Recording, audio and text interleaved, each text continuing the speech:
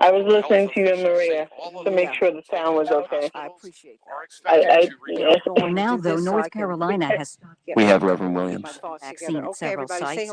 At least Goodbye 26 to people Pastor there had Williams. adverse So we reactions, can go on and get including Good fainting. morning, Desmond. Employees Hello, suspected of Reverend. being How are fired at the you? cabinet-making I company where love he your worked is in preaching. jail I in Bryan, really Texas, do. charged with Thank killing you. To one God be person the and glory. wounding Thank 5 you. others before shooting and Yes, wounding a state trooper who great was show, after him. Santita. Still Thank unknown, you. I'm the here. ongoing All God righty. bless your a beautiful medical Bye, face. expert Pearl. says a Enjoy your healthy day. person Okay, subjected to Paul, what can you Okay. George bring that Floyd down a Bye. went little bit, through would hon? have died.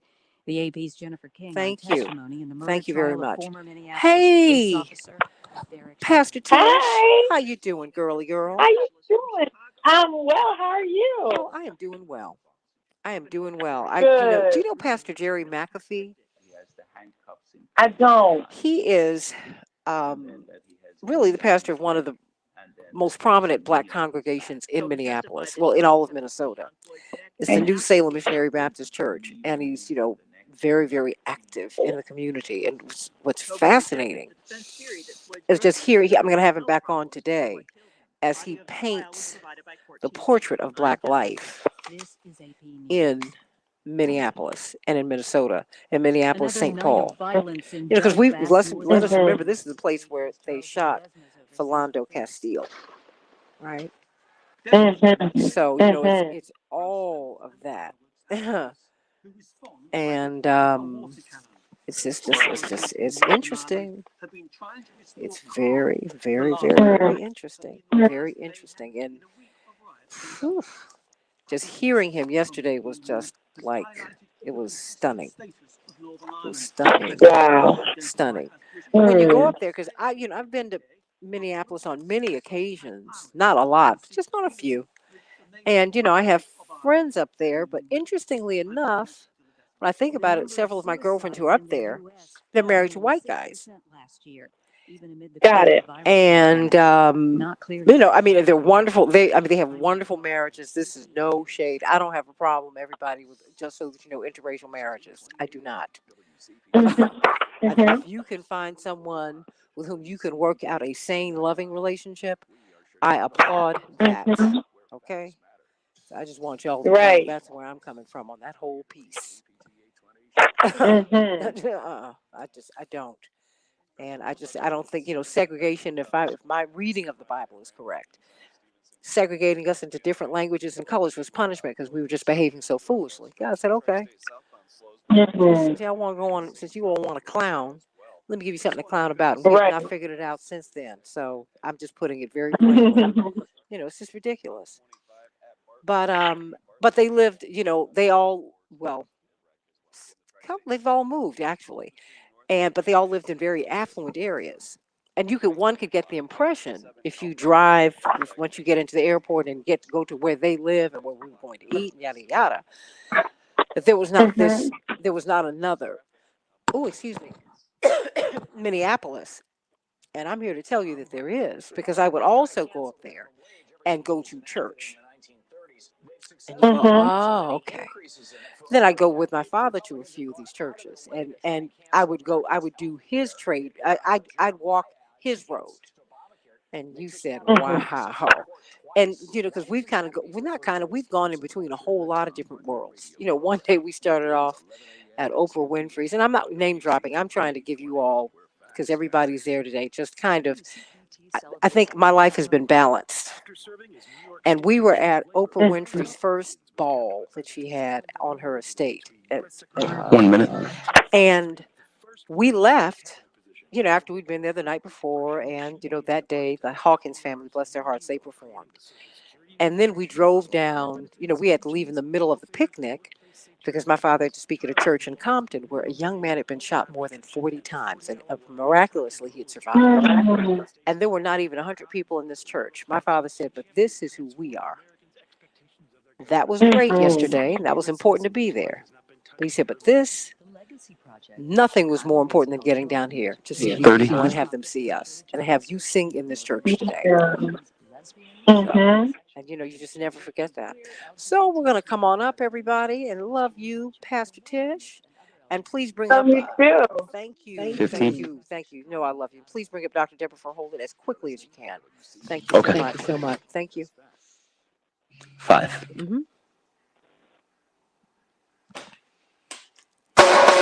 This is the Santita Jackson Show. Hey, everybody. Welcome to the Santita Jackson Show. It is Friday. Yes.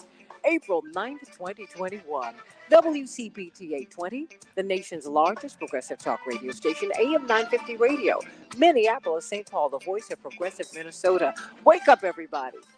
Wake up, rise and shine. Give God your glory. Have a wonderful weekend. This is going to be great. We got a lot to talk about today. The Derek Chauvin case. This murder trial is really becoming very specific. We're going to be talking about the trial and what the atmosphere is like in Minneapolis, St. Paul. I think it's important for us to really understand the context in which all of this happened, right? We need to understand that. And Reverend Jerry McAfee and Jonathan Jackson and Dwight McKee are going to be with us to talk about that.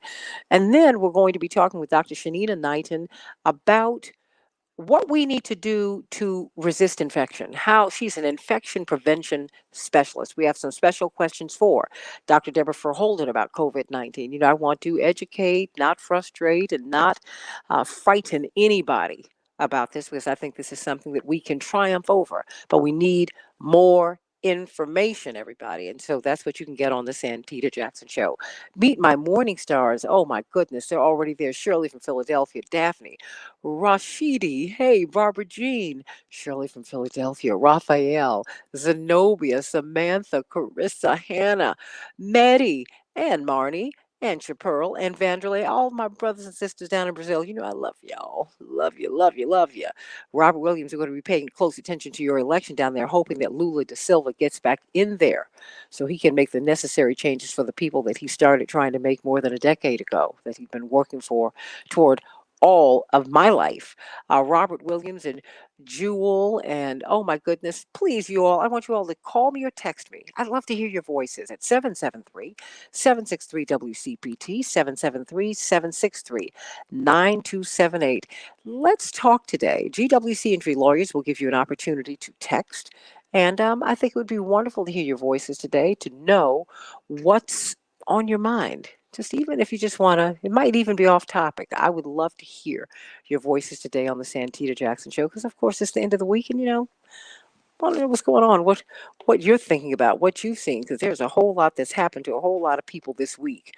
And, I think it's important for us to talk with each other and vent because we're not seeing each other like we used to, although those doors are opening again. So everybody, let's get to some of these headlines. In Chicago, we're going to have a high of 64 degrees today, partly cloudy.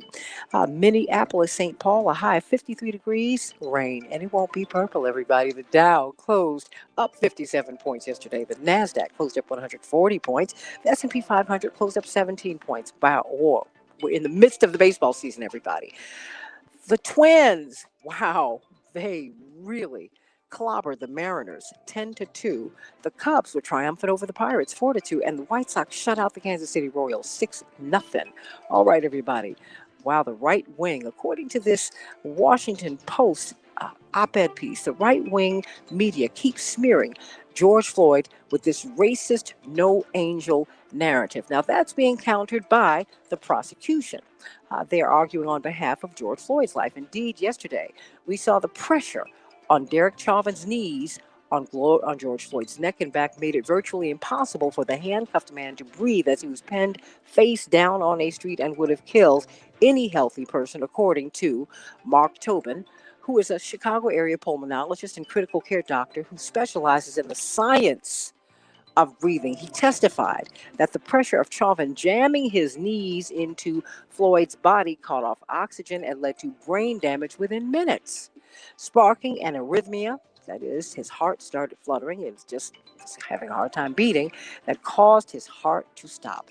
He characterized Chauvin's knee as being on Floyd's neck the vast majority of the time. He said, and I quote, Dr. Tobin said, 1 second he's alive, 1 second he's no longer. What do you think about that, everybody? Call me, text me, 773-763-WCPT.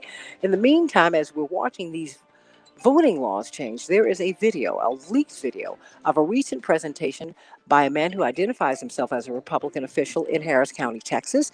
He says that the party needs 10,000 Republicans for, quote, an election integrity brigade, close quote, just in Houston alone.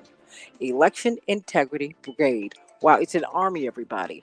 And they're going to be monitoring polls in mostly black and Hispanic Houston precincts. He then pulled up a map of the area's voting precincts and pointed to Houston's dense, racially diverse urban core, saying that the party specifically needed volunteers with the confidence and courage to go down there.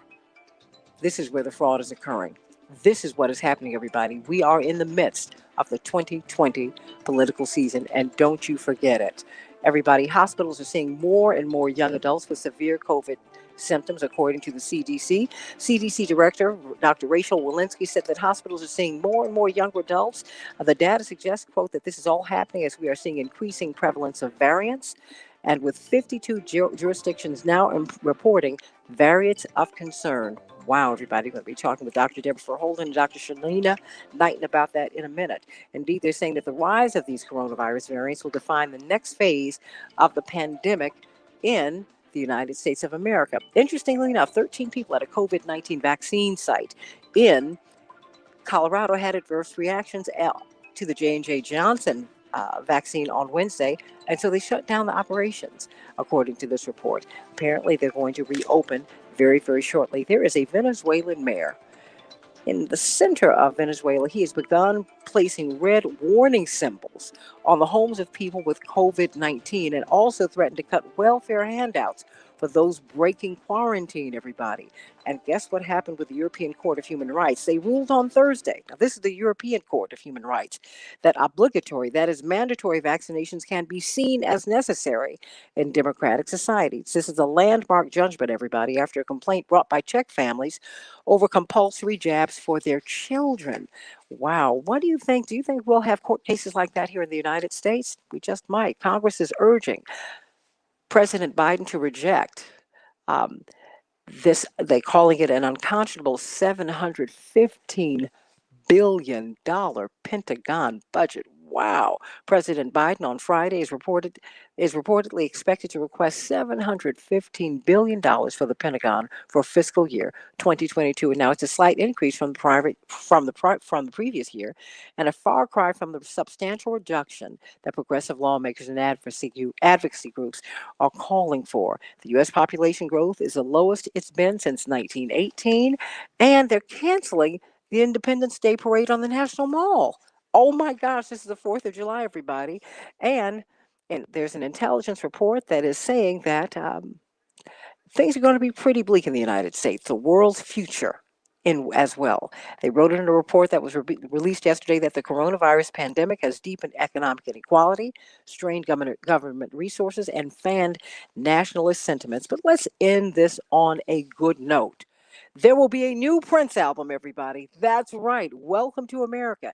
He resisted releasing it in his lifetime, and in fact, he had a tour, but he did not do any of the songs from this album. We cannot wait to hear it. It will be debuted for the first time on 60 Minutes this Sunday night. Welcome to America. But now, welcome to some of the finest preaching you ever want to hear. Pastor Tisha Williams. Boy, oh boy, we need you in Chicago, but you know, we have you everywhere. First Baptist Church in Bridgehampton, New York. Give us some good news. Good morning, Santita. Good morning, everyone. Thank you, as always, for having me.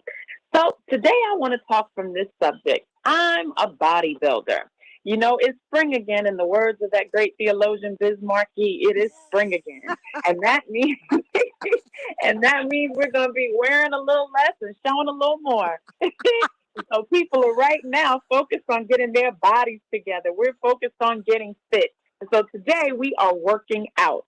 The Greek word for discipline, ironically, is the word from which we get our English word gymnasium. And since it means discipline, we have to come to associate it with physical fitness. But in the Bible, the word means spiritual fitness or spiritual discipline. And I can hear someone saying, Tish, every day that I wake up, I feel like I'm working out. What's your workout? Some of you may be runners. You feel like you're running for your life. Some of you may be on a treadmill right now, walking fast and headed nowhere. Or maybe perhaps some of you are spinning. as in spinning your wheels. This is not the type of workout that God intended. God wants us to build our muscles so that we might resist what the enemy throws our way. But before you even begin any type of strength training, you need to warm up. The warm up prepares the body for exercises that gradually increase the heart rate and circulation, that loosens the joints and increases blood flow to the muscles. Don't you know today that prayer is our warm up? Much like working out, we often rush into our daily lives without properly preparing our spirits for the events of the day. And that's dangerous. You need to pray in the morning so that God might increase your heart rate, the rate at which your heart can accept that which seems unacceptable, so that God might increase the blood flow. You may be facing something that you need to plead the blood over, and so that God can loosen your muscles, your mind muscles, so that you might let go of negative thoughts and think clearly today. Your mouth muscles, so that you might say thank you, I'm sorry, and I love you as the opportunity presents itself. But I want somebody to say today, Lord, just don't loosen my mouth muscle, contract it also so that I might know when to keep silent. Prayer is the warm-up that starts your day. Jesus was an expert at warming up with prayer and rising very early in the morning. He departed and went out to a desolate place, and there he prayed. But prayer is also our stretching exercise. Prayer stretches beyond your power and taps into God's power. What seems unbearable is now doable. What seems insurmountable becomes conquerable. What seems like a mountain becomes a molehill. Prayer stretches you beyond what you see to God's vision. But here's also the thing. Warming up prevents injuries. In other words, if you don't pray, somebody might get hurt. I heard somebody say amen right there. Oh, yes. If I don't pray, I know for sure. So lives hang in the balance. Somebody might get hurt. And you know what? We need to stretch and warm up and pray. I'm still young, I'd like to think, but I'm old enough to admit that I still need a good stretch before I start my day. I don't know what getting out of bed looks like for you, but let me be honest. For me, it looks a little bit like the evolution of man. I start out down here and eventually I kind of make my way up and eventually I'm standing tall. It's the same with morning prayer. In order to face the day, you've got to talk to God in the morning, because when you consider all that you have to face and all that you must endure, chores and assignments, bills and traffic, temptations, co-workers and aggravating bosses, it can make you feel low. But once you have a little talk with Jesus, by the end of the prayer, you are standing tall. Prayer today is the warm-up before you start the day. And like any other form of exercise, it requires repetition to be effective. Can I call on Dionne Warwick here? Dionne Warwick had a song say a little prayer. She said, the moment I wake up, before I put on my makeup, I say a little prayer for you. While combing my hair now and wondering what dress to wear now, I say a little prayer for you. I run for the bus, dear. But while riding, I think of us, dear. I say a little prayer for you. Now, Santita, we don't know who she was praying for, but I know one thing. They were blessed because she kept praying for them. It was repetition. Faith is a muscle. The more you use it, the stronger it gets. And here's what I love about physical fitness. It's something you have to do for yourself. The pain and the gain belongs to you. Do you know how badly I'd love to send someone else to the gym for me? Do you know how much I would love somebody to do my workout for me? But it's the same with faith fitness. It's something you have to do for yourself. There are moments in life where people can have a Dionne spirit and pray for you, but there are other circumstances where only a private session will do. There are great benefits to having someone pray for you. As a matter of fact, having a prayer partner is highly encouraged, much like having a workout partner. Here's the good news today. God is not only our workout partner, but God is our spotter. Spotting in weight training is the act of supporting another person during a particular exercise with an emphasis on allowing the participant to lift or push more than they could normally do safely. And I'm so glad today that when we find ourselves being crushed under the weight of life's worries, God is our spotter. When we find ourselves pressed on every side by problems, God is our spotter. When we find the load of our labor seems too hard to bear, you guessed it, God is our spotter. When what's overwhelming is overweighting you, God is your spotter. Here's what's great about a spotter. They don't take the weight off of you, they just help you to bear it. Oh, one more time. They don't take the weight off of you, but they help you to bear it. That's what a good spotter does. So, are you ready to work out today? Somebody say today, I'm a bodybuilder. And that's the good news. I'm a bodybuilder, and that is the good news. Forever and ever, you'll stay in my heart. Oh my goodness, get out of here. Come on now. I say a little prayer for you.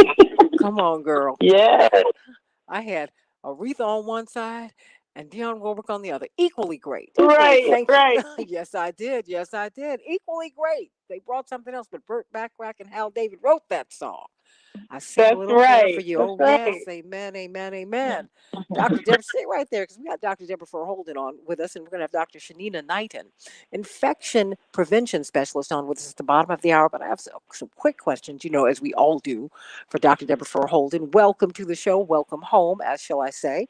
Dr. Deborah Holden, we are in the midst of this vaccine moment, right? And I just saw my doctor yesterday. We were talking about, okay, how are you feeling? Yada, yada, yada. Uh, Checking on my brothers because I think all of my brothers have been vaccinated. I've not been vaccinated yet, neither of my mother and sister. Boom. Not that we won't, but we're just waiting, just waiting, biding our time. But we're seeing that California is expecting a nearly 90% drop in J&J vaccines next week, leading to fewer first-time appointments. Now, we've been talking about the spoils in these vaccines, that people have been, there have been, I don't, there have been some mistakes made as they've been formulated, as they're being manufactured.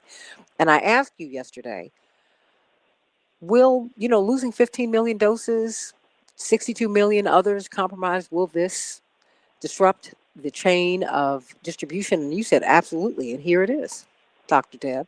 So what are we to do? Because now more and more people are inclined to get the first shot. Yeah, so good morning. That good news got me all fired up and up. And I am holding my copy of I See You, Sis, by the way, to Sister Oh, Tisha. that's right. That's right. What she won't tell y'all, though, what she won't tell you is this ain't a spectator book. I was thinking I would get a book, and, she does it to us every Friday, that I would have my book and she would do it to me in the book, It's work. You got to do work. That's right. You got to do some soul searching and digging and looking in yourself. It's things you got to answer and questions you got to contemplate on. Like this is the book that if you do the work, you shouldn't finish this book the same person when you started it. So Amen I to just that. wanted to put that little plug out there for Sister Tisha. If you really up for improving your life and seeing how you see yourself, this is it right here. Amen. I see you, sis. I got my copy, and I got one for my girlfriend. I didn't realize what it was. Now that I do, we're going to get a whole group Oh around. my gosh. Okay, back to COVID. And then, Yeah. amen. I've got 4.5 minutes here for you. But you know what? We're going to commit to doing I See You, Sis next week on the Santita Jackson Show. We'll just pick a day, okay? Because we need to sit down and we need to be some faith builders. Dr. Deb, what's going on with these vaccines? More and more people want them, but now we're seeing problems with manufacturing. So remember when our friend from Hopkins came out and said we would be at herd immunity by now? And I said, that is, and I get it. People so want hope in this pandemic. And they can have hope. They can generate that for themselves. They can have hope. But when you see scientists saying things that are giving false hope, it's like the snake oil salesman, where people are, telling you they can make it rain, or, this magic thing is going to cure something for you. I want people to see the vaccine as an imperfect and important layer of protection. A piece of the picture, a piece of the pie. It's not going to solve all this problem. It's not going to get us out. And I do think that people's hope and faith can sustain them. But also what will sustain people is good old-fashioned prevention. And I love it that Dr. Knighton is going to come on, because she's going to share about what that is for people. All it takes is one thing to go wrong, one glitch at a production facility, and millions of doses gone right then and there. And a lot of those people, these appointments are being made. They're trying to make them as far out as possible, but it's hard to make them too far out when you're getting your numbers for how much vaccine you're going to be getting a week in advance. So some of it is you're making appointments based on hope, based on faith that what you're being told is going to happen is going to happen. And it's not because we have bad actors. There's nobody at the facility that ruined all these doses on purpose. We're humans, and real human error occurs, and we all have to include that in the plan. So places like California with big population were slated to get a bigger share of the pie. So mistakes like this impact them more greatly because they have more people. So again, the bottom line for me and for others is what is in your hands is your own behavior. That is, if it ain't nothing about where the vaccine is coming from, what happened in the plant, what your governor is doing, if this political party wants to wear a mask, if that scientist says you can do this after vaccination, what you can control is what's in your hands. You can control your arms and legs, and you can be a credible messenger in your own community, with your friends, with your family, with your coworkers, with your loved ones. I got to keep saying this. People have to continue to do the right thing and practice the protocols and practice prevention. And I don't care what these people keep telling me. The CDC, man, I talk about hope. I had a lot of hope that the CDC would show up very different after Dr. Redfield was out and the new director was in. And they're just adding to all the mixed messaging at the same time. They're adding to the mixed messaging. And it's heartbreaking for me. It's heartbreaking because I just know they can do better. But I want our people to know the biggest thing that you can do is practice prevention. You don't need 10 masks. You don't need the Jacqueline Jackson mask. Okay, I know your mom had y'all out here with mattresses on your face. Yes. So don't do the most, but don't do the least either. And she had us out here when they were telling us we didn't need them. So she said, no. You need them. Now, if they're wearing them in Asia, you need them here. And she said they needed them in Asia 40 years ago. So, yeah, I mean, even though the masks that my mother made, they were suffocating. There's no question about it. I mean, even though I couldn't breathe. Couldn't breathe. Jonathan was trying to get through that Costco. He said, I had to stop and bend over. How about that, everybody? Had to stop and bend over. Everybody get the book, I See You, Sis. And Pastor Stephen Thurston's book, Mirror Moments. They really do help us to look at ourselves. But next week, we're going to talk with you and just we're going to have a get together on I See You, Sis. These great women in the Bible who were just like you and me. Whether you're in or out of the faithful, I don't care about that. This is about us growing and getting 15. right and being well together. The Santita Jackson Show going to have some more COVID-19 questions about immunity and so much and what you can do to protect yourself. We still have to do that on the Santita Jackson Show, WCPT and AM 950 Radio. Back in just a minute.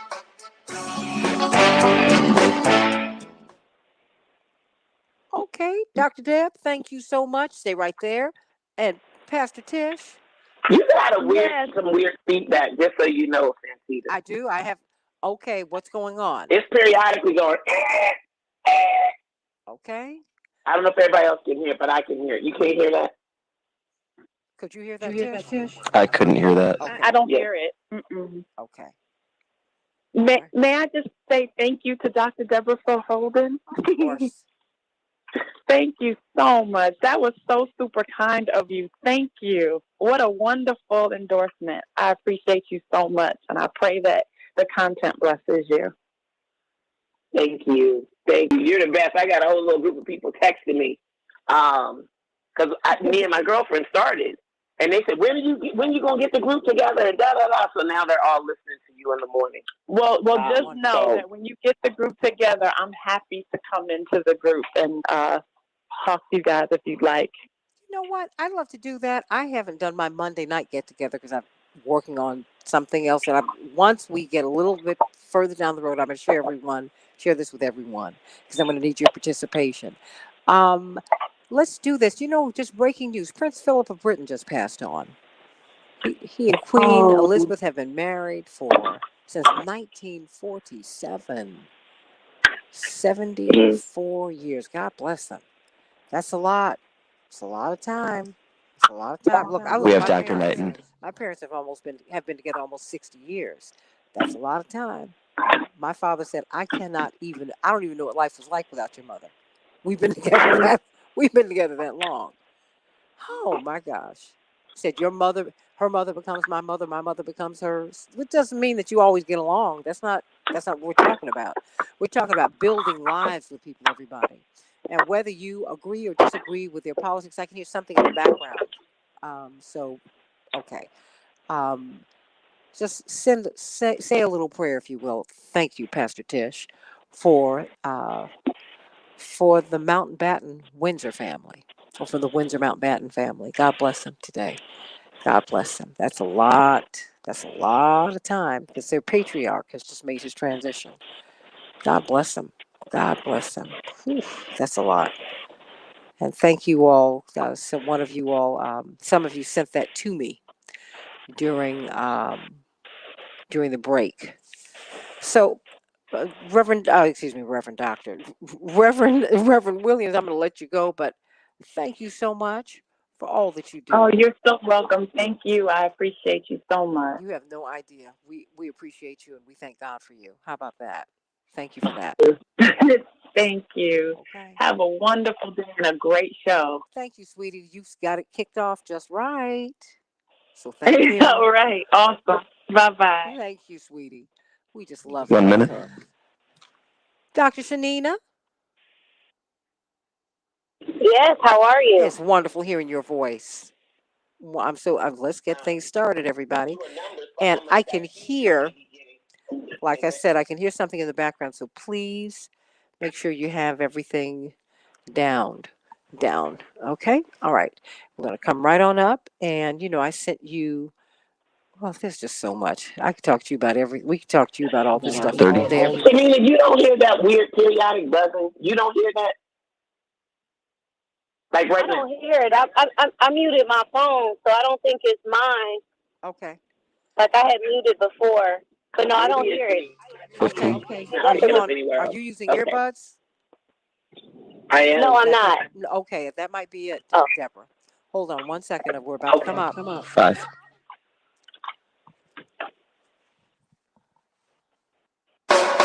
This is the Santita Jackson Show. Hi, everybody. Happy Friday, April 9th, 2021. I'm Santita Jackson, WCPT 820, the nation's largest progressive talk radio station, and AM 950 radio, the voice of progressive Minnesota. At the top of the hour, we're going to have Minneapolis, Minnesota's Reverend Jerry McAfee and Dwight McKee and Jonathan Jackson from the Rainbow Push Coalition, talking about really what's going on in Minneapolis. This is a local story for everybody up at AM 950 radio. I mean, and they're playing this on the channels, and this is live. This is very deeply personal. It's deeply personal to all of us for a lot of reasons. But in Minneapolis, I think we need to understand what is going on. As Prince's album, boy, how prophetic is this? His new album will be debuted on 60 Minutes this week. Welcome to America. So let's get right to it. Well, of course, we have Dr. Deborah Holden, Associate Dean of Public Health at Michigan State University, and Dr. Shanina Knighton. She's from Case Western Reserve out there in Ohio. We love it, love it, love it. Infection disease specialist, infection prevention specialist, shall I say. And we need that as we're watching these COVID cases, as we're watching a rise in cases, as we're watching the more and more variants that are supposed to be more, oh my goodness, it's more easily transmissible. They're supposed to be harsher. So there's a lot going on. And we need to know, first of all, let me just start with this question. This comes from NBC Chicago, because everybody's looking at all of this stuff, Dr. Shanina Knighton. Can you spread COVID after receiving the vaccine? That was just a very simple question that NBC Chicago asked. So the answer is going to be yes. The thing is the likelihood of you spreading it minimizes because we're talking about these strains. And Dr. Holden alluded to this maybe a couple of days ago, that if we're all playing in the same sandbox, then we're likely to encounter the same bug or the same germs or the same strain, So it means that we're all likely to have the same strain.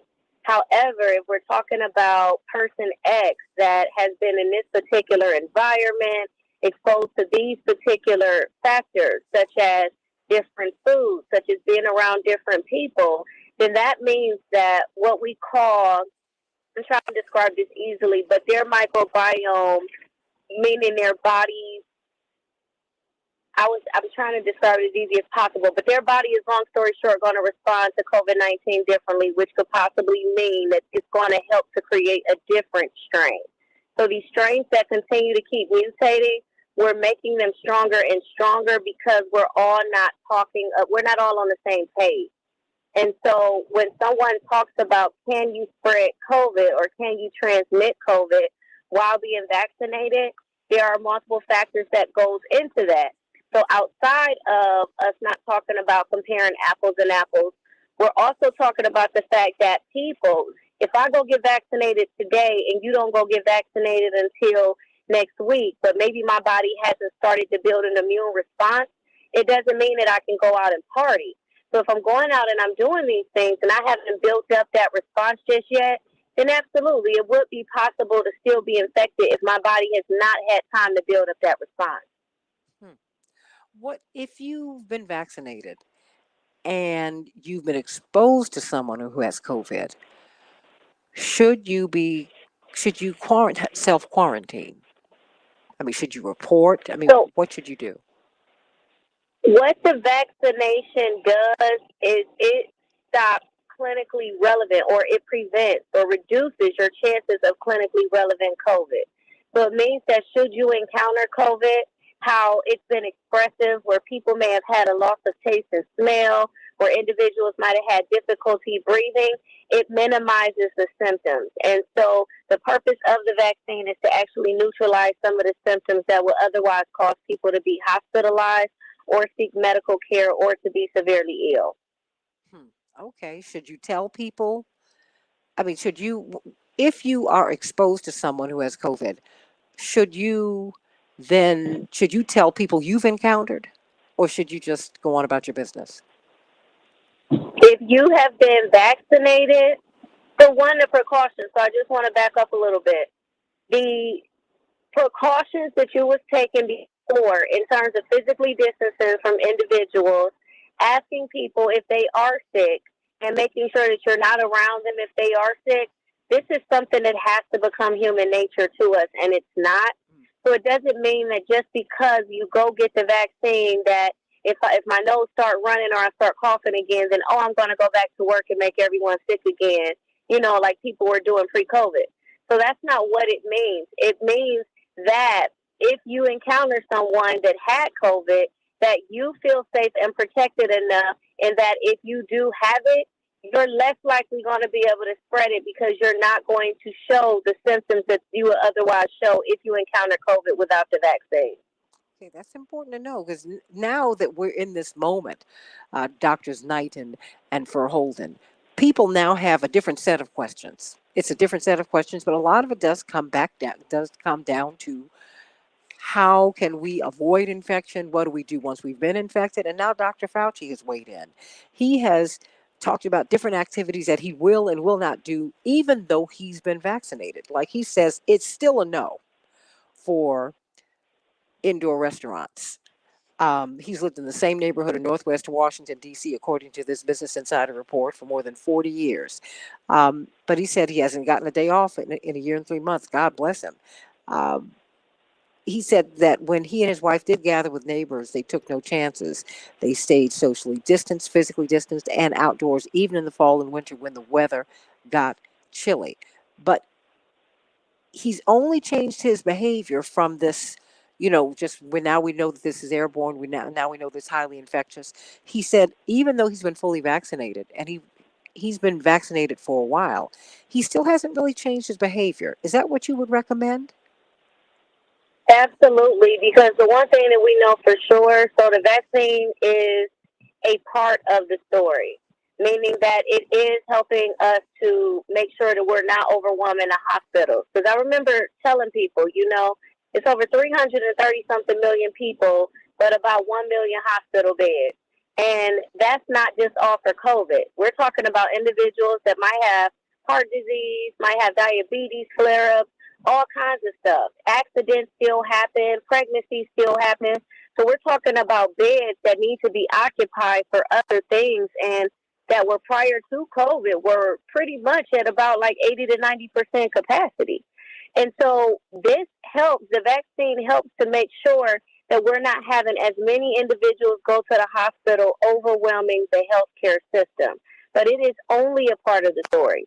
And I have to remind people that right now, it was only as of February 29th, 2020, that we got the first case of a COVID individual dying in the United States.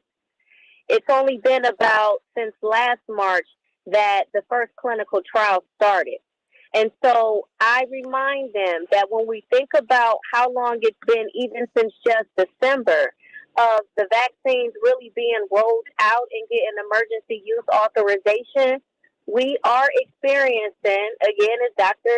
Deborah Verholden said, science on the live stage, meaning that as we go on right now, we're starting to learn how long the vaccine provides protection for. However, we know, too, that this may not necessarily be the end-all, be-all. So like Dr. Fauci said, if we become upon month 9 and we find that the antibodies are starting to diminish again and that we're right back at square one in terms of there being a 4th, 5th, or 6th wave, you want to stay ready so you don't have to get ready.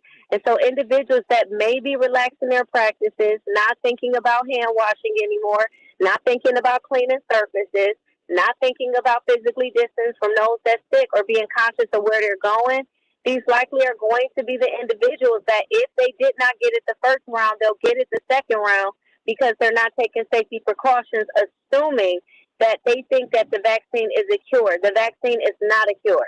Vaccines have never been a cure.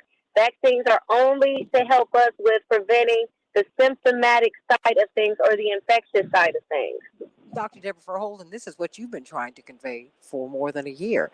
I mean, indeed, Dr. Fauci says he will not go indoors where people are not wearing masks.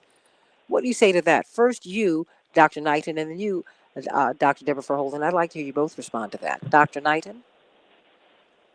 So my first question that I have, and I do this anywhere I go, even to this day, is I am most concerned about the HVAC system. I'm concerned about the HVAC system because this is something that has not been taken into account. Early on in the pandemic, there were 9 people in a restaurant, and I can't even tell you the location off the top of my head, but long story short, all of them got COVID. And it was attached to the HVAC system, even though they were in a restaurant and they socially distanced away from each other. So for me, one of the main things that I want to know is the restaurant itself conscious about the air exchange? If they are not conscious about the air exchange, if it's in an old building, if the air is not circulating, if there is not proper ventilation, then absolutely you will not catch me in locations like those. I actually had to switch my dental office because my dental office was located in one of those old medical buildings. And I said, I'm not getting on the elevator to go up to the 6th floor when it's so small, it's so closed in, and the elevator doesn't have ventilation on it. And I know that there's no one that's regularly monitoring to clean it. And so, to his point, I'll be honest, I am very conscious about where it is I choose to eat. Dr. Deborah Verholden, what do you say? I mean, because you have another set of concerns because your baby's about to have a baby. And so it's not just about you. You've had a daughter who's had it. And I only say this because you've been public and you've been very generous in sharing that. Yeah. But you are dealing with real life stuff. Now, I mean, because you have people you absolutely have to protect, including an unborn child. And the thing that people don't realize, and again, I consider the vaccine a dose of hope because everybody wants some hope right now. So great, the vaccine is bringing something to the party. But people need to also remember, when we hear these numbers, it's 79% or 90% or 90% effective. Here's the way I want people to think about this. Let's go with the original numbers we got for Pfizer. 95% effective. That's great news. What that also means is that for 5% of people, it fails.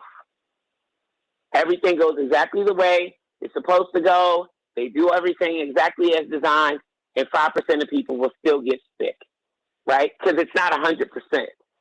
So knowing that, and the people that are in that 5%, and don't get me wrong, the people who actually contract the virus and have been vaccinated do much better than people who are unvaccinated, or we think that they would have done relative to if they were not vaccinated. And I actually know people who've been reinfected and have been reinfected post-vaccination.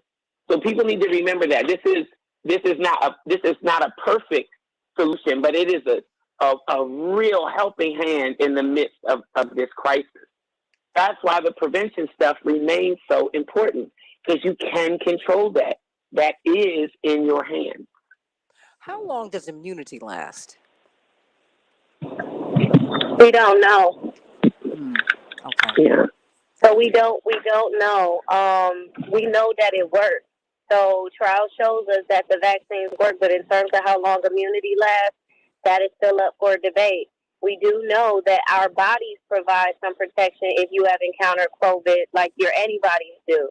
I want to say they said it's what their it's the CD8 T cells that still tends to elicit a response, like in our bodies, to help protect against COVID if you've already had COVID. Again, it is not a end all be all. And what Dr. Deborah Furholden said is so true. And I want to remind people that just because you take a high blood pressure med does not mean that your doctor is still not telling you about your diet.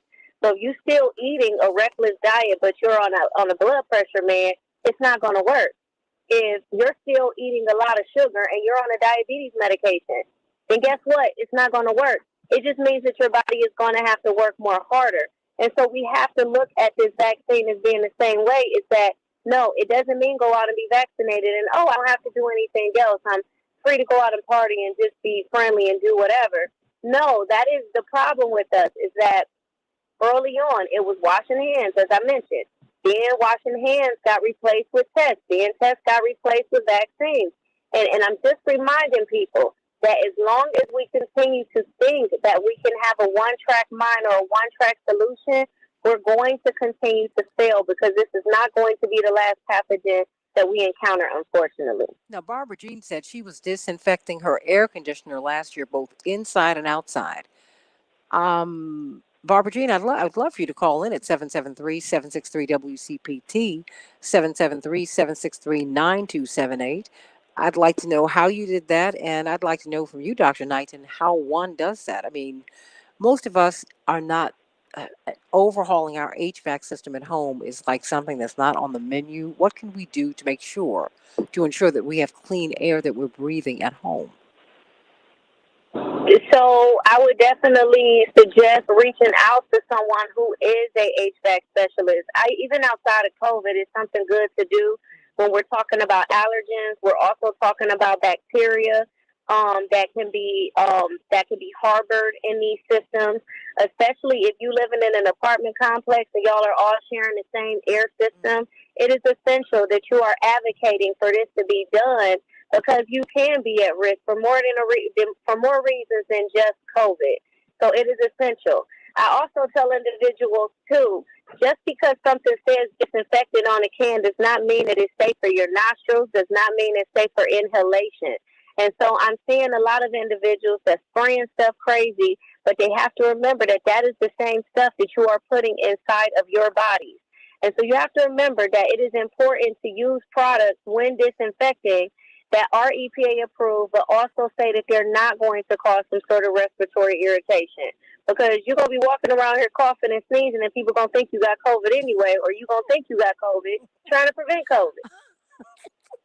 I'm sorry, because you can't sneeze now. You can't cough. You mean You people can't. jump. They jump. I mean, that's just terrible. It's terrible because my allergies kick up at this time of year, and oh my gosh, I've almost explode when I'm trying to suppress the Yeah, cough or sneeze. It's terrible. I mean, it's it's terrible. the new celebrityism. You want attention on you, just cough or sneeze. No, I don't want that. I don't want that. I mean, but let me see. Dawn said, now, what do you suggest for senior citizens in high rises? Because, a lot of these senior citizen homes are high rises, and they cannot open the windows. I mean, they don't have terraces. I mean, they're almost like hermetically sealed in these buildings. What do you recommend? So I still would be asking them, or if they can't do it themselves, I would be having someone advocate for them to make sure that the HVAC system is clean. Unfortunately, because they are in a situation of where they are in high rise, if they have to travel, let's say downstairs or in between floors, making sure that they are cleaning their hands after touching the buttons and anything that they may encounter. And also, too, I tell anyone, like, let's say they are a senior and they are living with younger individuals or someone that may have been infected. This is the time. Air purifiers do not work necessarily for the person that is being infected. I mean, they don't work for people that are not being infected. They work for the person that's being infected. So if you were to put an air purifier in the room with the person that has encountered the virus, then that'll keep that air in and it'll purify the air around that person, but it does not mean that it's going to protect the whole space. So what do you do if you live in one of these buildings? I mean, what can you do? Is there anything you should put up by your vents, or what should you do? I mean, to be honest with you, there hasn't been any recommendations, and it's sad, but and not even a lot of studies, to be honest. But I know individuals that do stay in high rises that did have outbreaks, and they actually had, CDC representatives come out early on in the pandemic because it was so centralized in these locations that they came and they actually did testing on site at the apartment building. Dr. Deborah Verholten, to me, this is a public health issue, something that no one is really talking about, something that you all just brought to fore today. People who live in buildings or who share vents, I mean, you can do that in townhouses and things like that. People who live in these complexes where we are really living upon each other.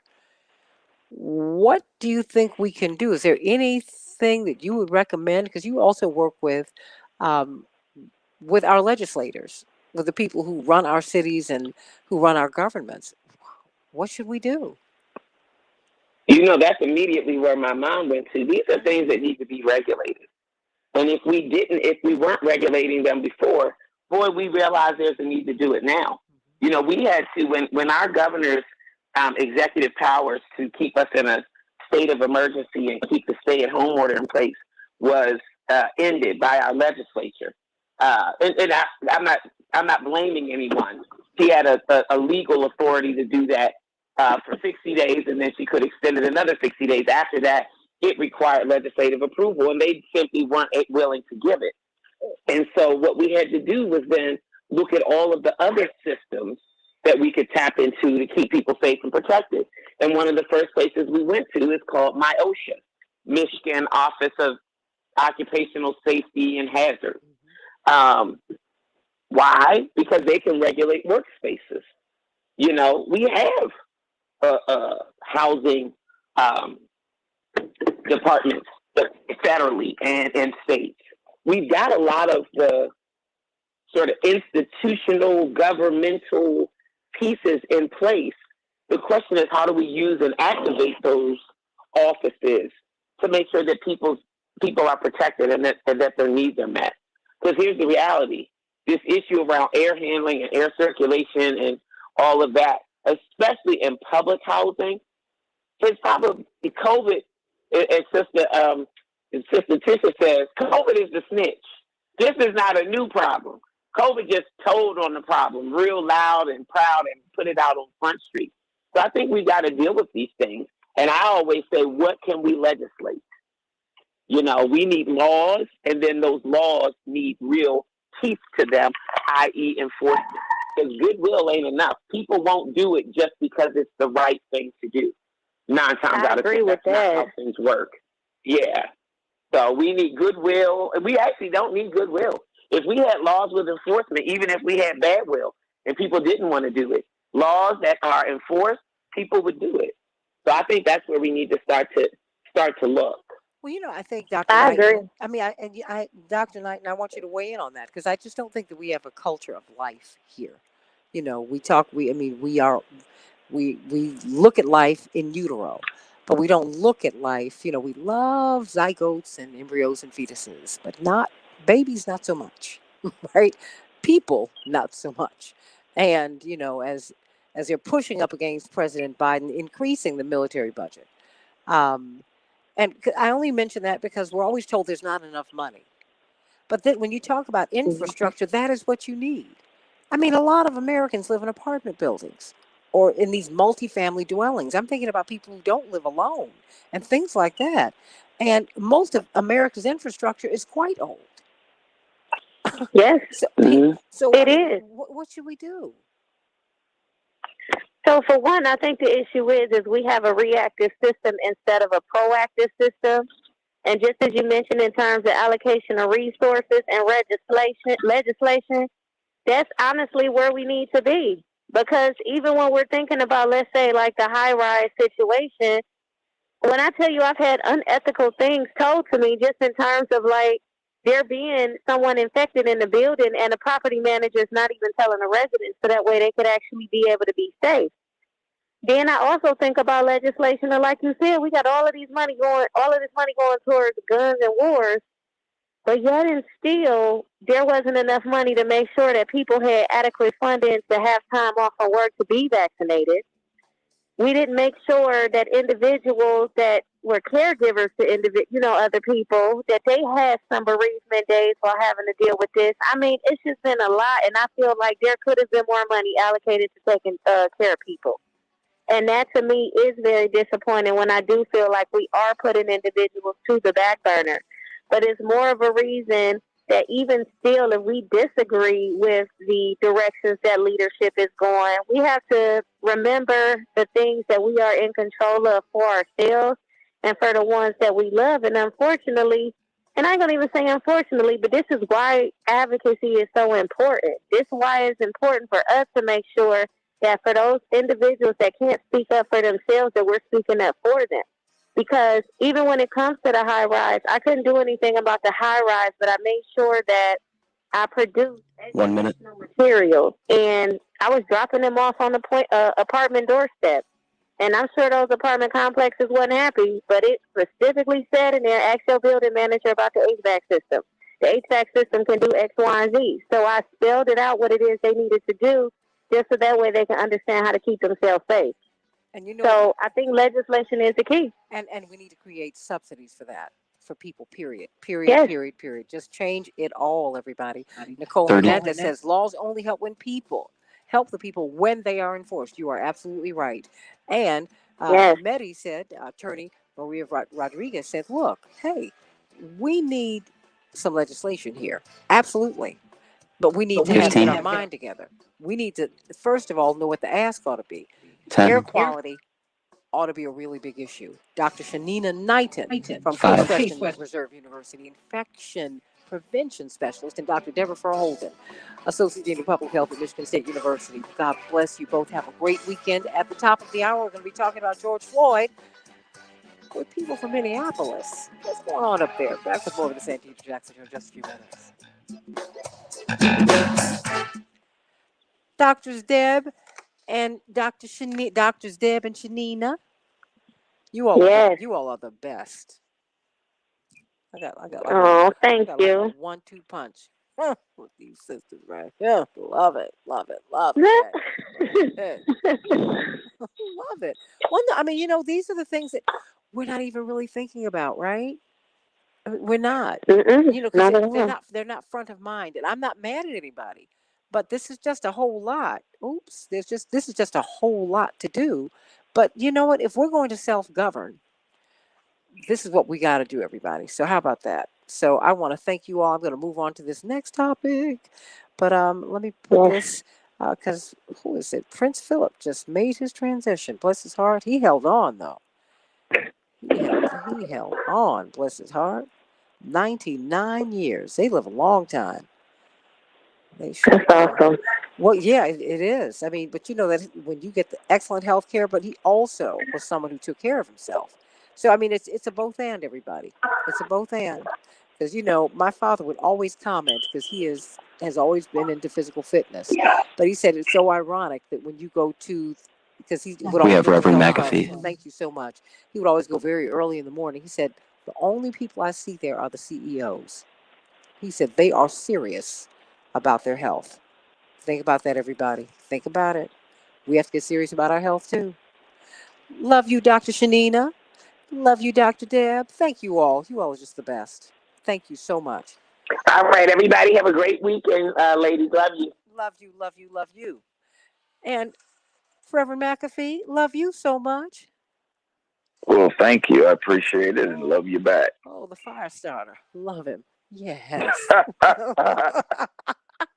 Look, I'm not mad. I love it. I just go, oh, what did he just say? But I love it. Oh, I love it. How I had my father in stitches. I said, oh, wow. I'm just hoping I can keep my show, Daddy. That's all I'm saying. I said, Lord. Mr. Jackson is with us now. He said, that's what you need. Jonathan Jackson, how are you?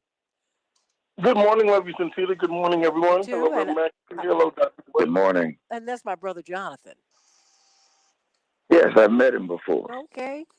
And so he was eager to be on with you today because we really want to look at the culture of Minneapolis, St. Paul, and how people are doing there, because we have attorney C.K. Hoffler on with us, and attorney Robert Patillo. They're on with us almost every day.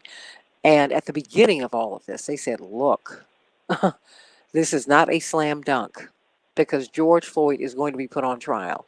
And what you said to us yesterday was that black people put on trial in Minneapolis every single day. So I just thank you for pushing and we have Mr. McKee. Insights. Dwight McKee, he is Dr. Reverend McAfee. Dwight McKee is noted social scientist, and he is one of the founders of Operation Push. He and Aline Walker were the two youngest board members. I think they were like 17 or 18 when they were put on the board when Operation Push was opened. Started, in 1971, more than 50 years ago. But we've got Jonathan Jackson, who is the national spokesman for Rainbow Push. And of course, we have you. And we're going to, of course, start everything with you, everybody. But we just got the news that Prince Philip just made his transition. Bless his heart. 99 years of age. He and his wife had been married since 1947. Wow. Oh, yeah. They've been married a long time. God bless them. Married in 1947. They were married 74 years. Wow. Wow. That's a vow. Oh, a good vow. I hear you. What you say? That's a vow. Yeah, they did it. They did that. It's good he didn't speak much. Did you see that clip when he was with the Aborigines and Oh, please. Australia asking them, do they still throw spears? Oh no, Right. We're not gonna get into his record of racism. Oh. He was aggressively racist. Yeah. Aggressively. Yeah. I mean, but and cousins can do that. Well, remember, this is a German family, the royal family of England. Diana was more British, far more British than the family she married into. They're German, and in fact, they changed their names during the Second World War because there was so much anti-German sentiment. I know Dwight knows this better than anybody. That's when they became the House of Windsor. That's when they became the Mountbattens, because they are German. Yeah, they were factions before then. Yeah, and they supported Hitler. Oh wow! Oh yeah, there's a footage of them doing the Nazi sign with the Queen Mother. It's something that creeps out every now and again. Bless their hearts, as they say in the South. How about that? Right, Dwight? Yeah. Bless their hearts. Coburg Saxon is real family name. Windsor was the name of the castle. They changed their name to the castle name, so people tried to forget that they were German. Okay, Jonathan, that's like changing our names to Drexel Boulevard. Like, oh no. What's their name, Dwight? Coburg Saxon. Coburg Saxon. Yeah, I was trying to figure out their name. Okay. The king who killed everybody in the Belgian Congo. That's Yeah. also one of the heads of their family. 30. Wow. Leopold. Oh yeah, no, King his Leopold. King Leopold, direct descendants of him. That's them. But we still are praying for the family today. You all gonna get me in all kinds of trouble. 15. Just see, I gotta put these guys off my radio. 10. Gosh, and of course, Reverend McAfee's loving it. 5. You got that right. Oh, It's just like they hallelujah. said. Stand by. This is the Santita Jackson Show. Hey, everybody. Welcome to the Santita Jackson Show. It's Friday, April 9th, 2021. I'm Santita Jackson. This is WCPT 820, the nation's largest progressive talk radio station based here in Chicago, but reaching you all over the country and all over the world. If you don't believe it, go meet my morning stars on the Santita Jackson and Friends page on Facebook and on the Santita Jackson Show channel on YouTube. Please go over there and like and subscribe.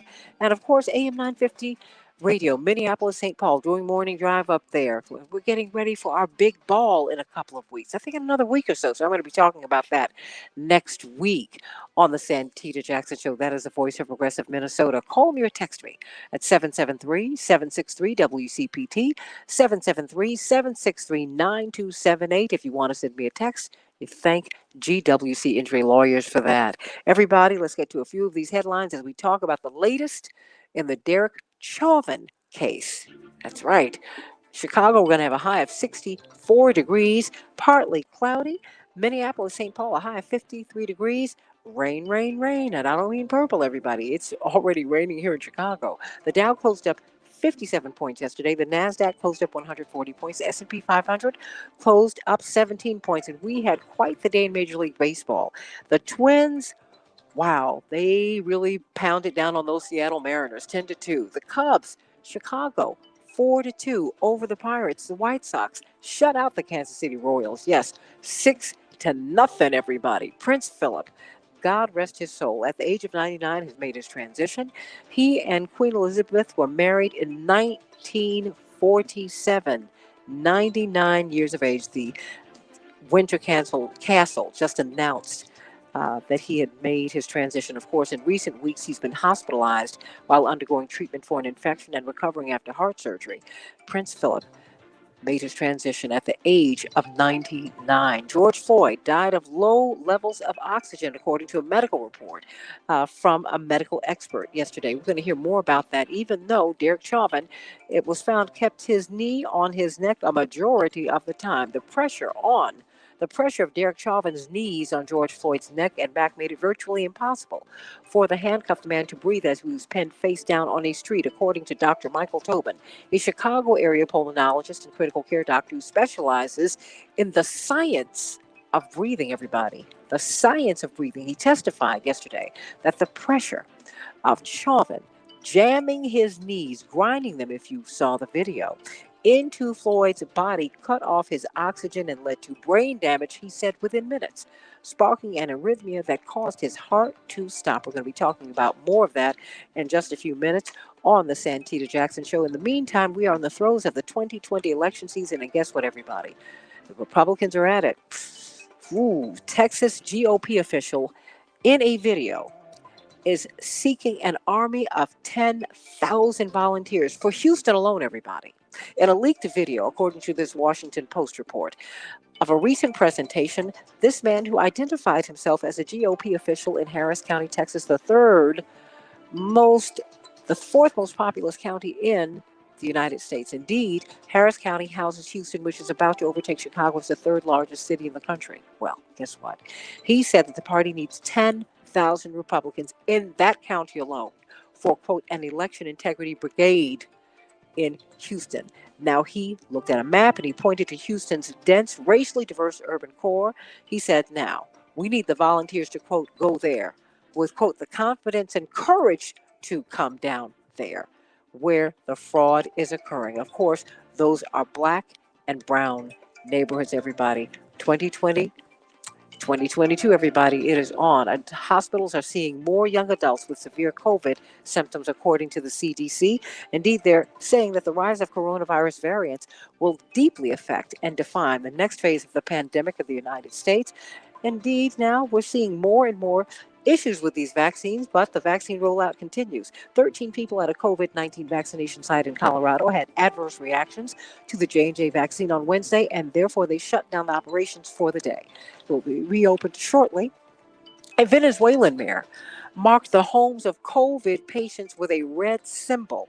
Now, this is his effort to stop people from breaking quarantine. Wow. And now something very interesting from the European Court of Human Rights. They ruled yesterday that obligatory vaccinations, that is, mandatory vaccinations, can be seen as necessary in democratic societies. Now, this is a landmark judgment in response to a lawsuit brought by Czech families who were suing over compulsory jabs for children. Well, everybody, something great is going to happen. Let's end these headlines on some good news.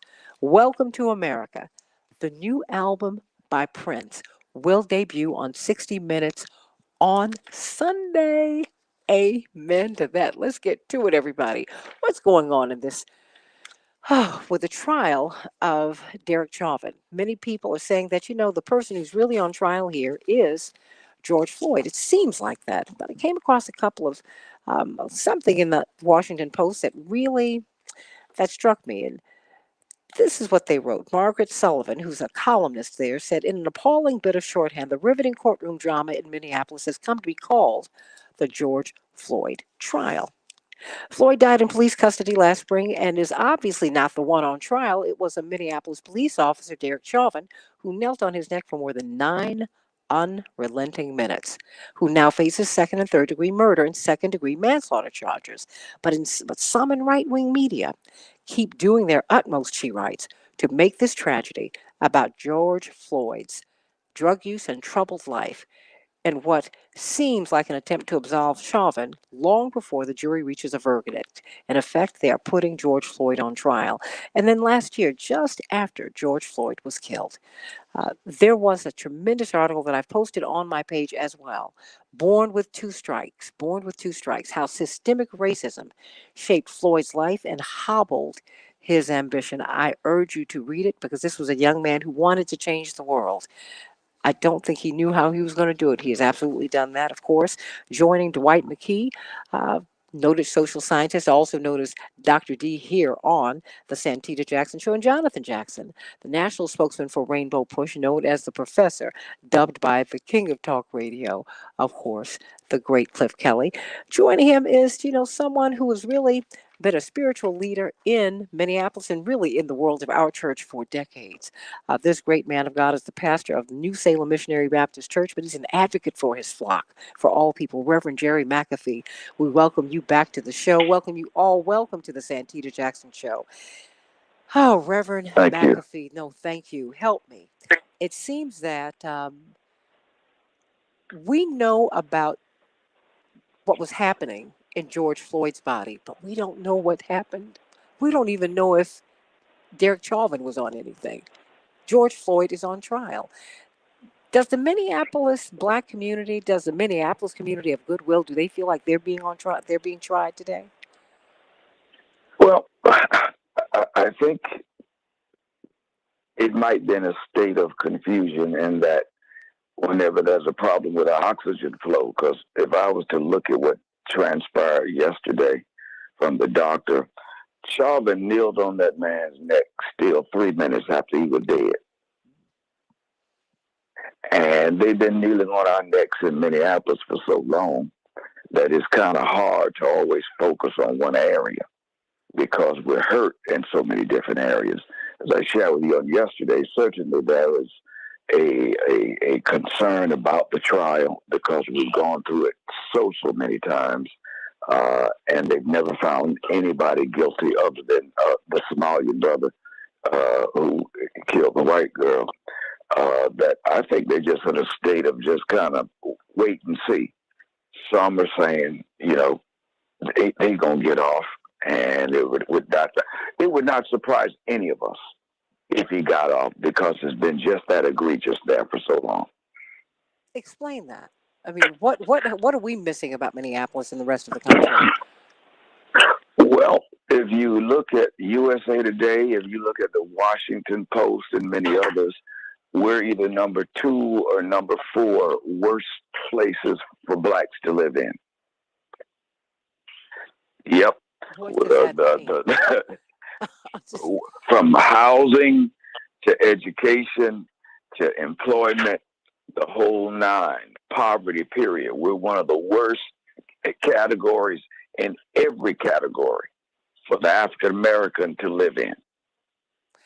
Do you think that's why that gentleman followed George Floyd when he saw him being escorted by the police? He said, I was just being nosy. I said, no, he felt something. There's something in the air. There's something in the water there, if you will, Reverend McAfee.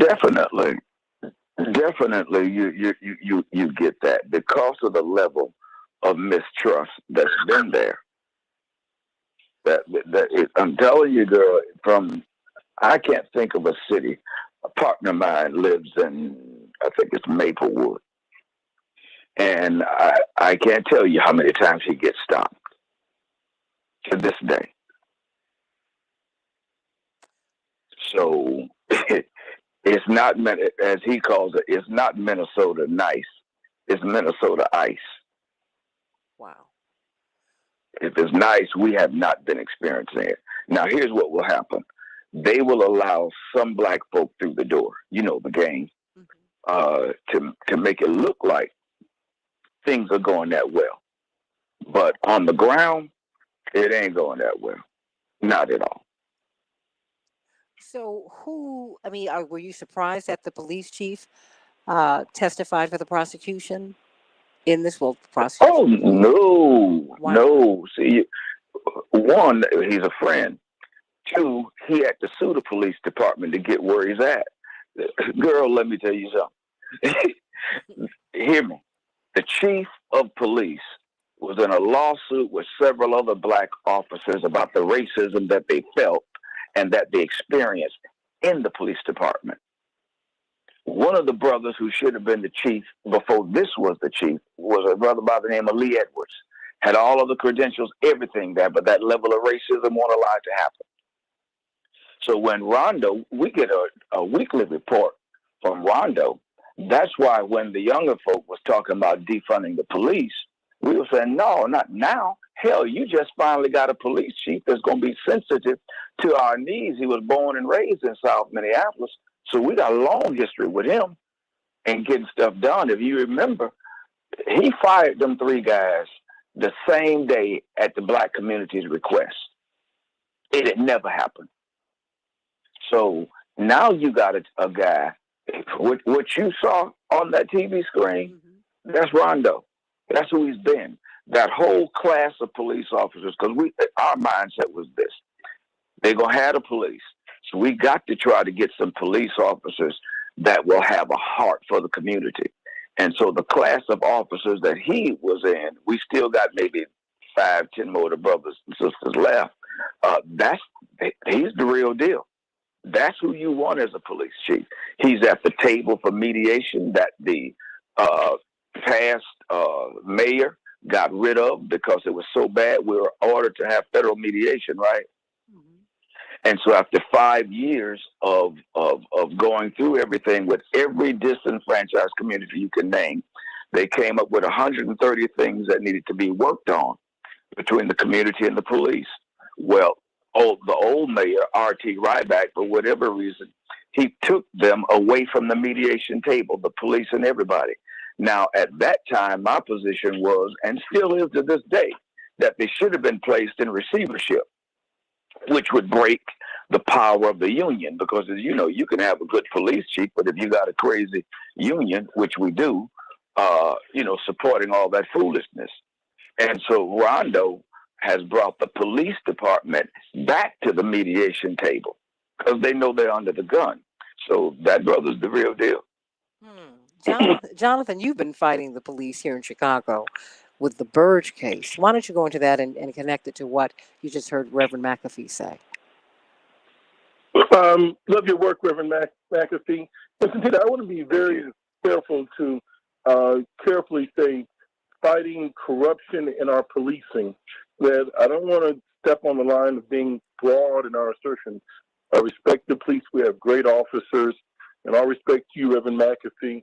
If someone's breaking into my house, I'm calling the police and not you, Reverend McAfee. So we all need policing. Okay, let us be clear. I want you coming here with alarms, guns, everything. Save me. So we respect the police. But we're talking about this culture of not testifying, but testifying. And what we're saying for the first time in Minnesota, which can be the way forward for the nation, is we're saying leadership matters. You've got other officers are feeling that they can come forward and tell the truth. Other toxicologists, other medical professionals can come forward and tell the truth because the chief of police is telling the truth. He fired those officers from what he saw was a murder, in his opinion, 4 days later. That cannot happen in Chicago. It's against the union rules in Chicago. So there are all these different pockets. These officers are protected. When someone is killed, like Laquan McDonald, first he goes to a wham sham committee called internal investigation. It goes into a COPA, accountability police organization. There's no timeline on the person, the reports that come from there. Then the superintendent can say he saw the video. Then the mayor can say they have or haven't seen the video. Then the superintendent can say, I choose to fire this officer, which is a recommendation. Then it goes before the police board, and they can overturn the superintendent of police. Our superintendent of police cannot fire those officers in Chicago for comparable murders here, and they can hold the videotapes and not release them. That's how we end up with a child that was shot 16 times, and video was held, and a settlement was paid / bribery before there was even a trial. And then the parents were told they cannot talk about it. That's bribery. That's corruption in high places. So, Santita, we are all for judicial reform.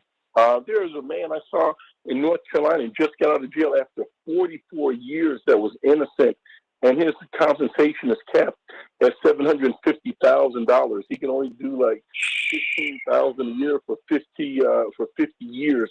So the other 31 years, I guess, is on the house. You know, the other 29 years of his life is just for the car. I mean, it's slavery by like another name. So Minnesota is leading the way and showing us what leadership matters for the good and having a police officer. And what we also need to show is that now these police unions, all these men that show bravado, they want to attack teachers' union. They want to attack custodial unions. They don't want to confront the police unions in any major city. This has to be the next focus. And I would also caution that what's on trial right now is not policing across America. That's in the wings. What's on trial is Derek Chauvin. And I do hope the prosecution goes in to show that he had a pre-existing relationship with George Floyd. When he showed up, he knew George Floyd. So there was something about a personal relationship between he and George Floyd that made him kill that man. Reverend They McAfee, worked together. it seemed that Jonathan, Reverend McAfee, it seemed very personal.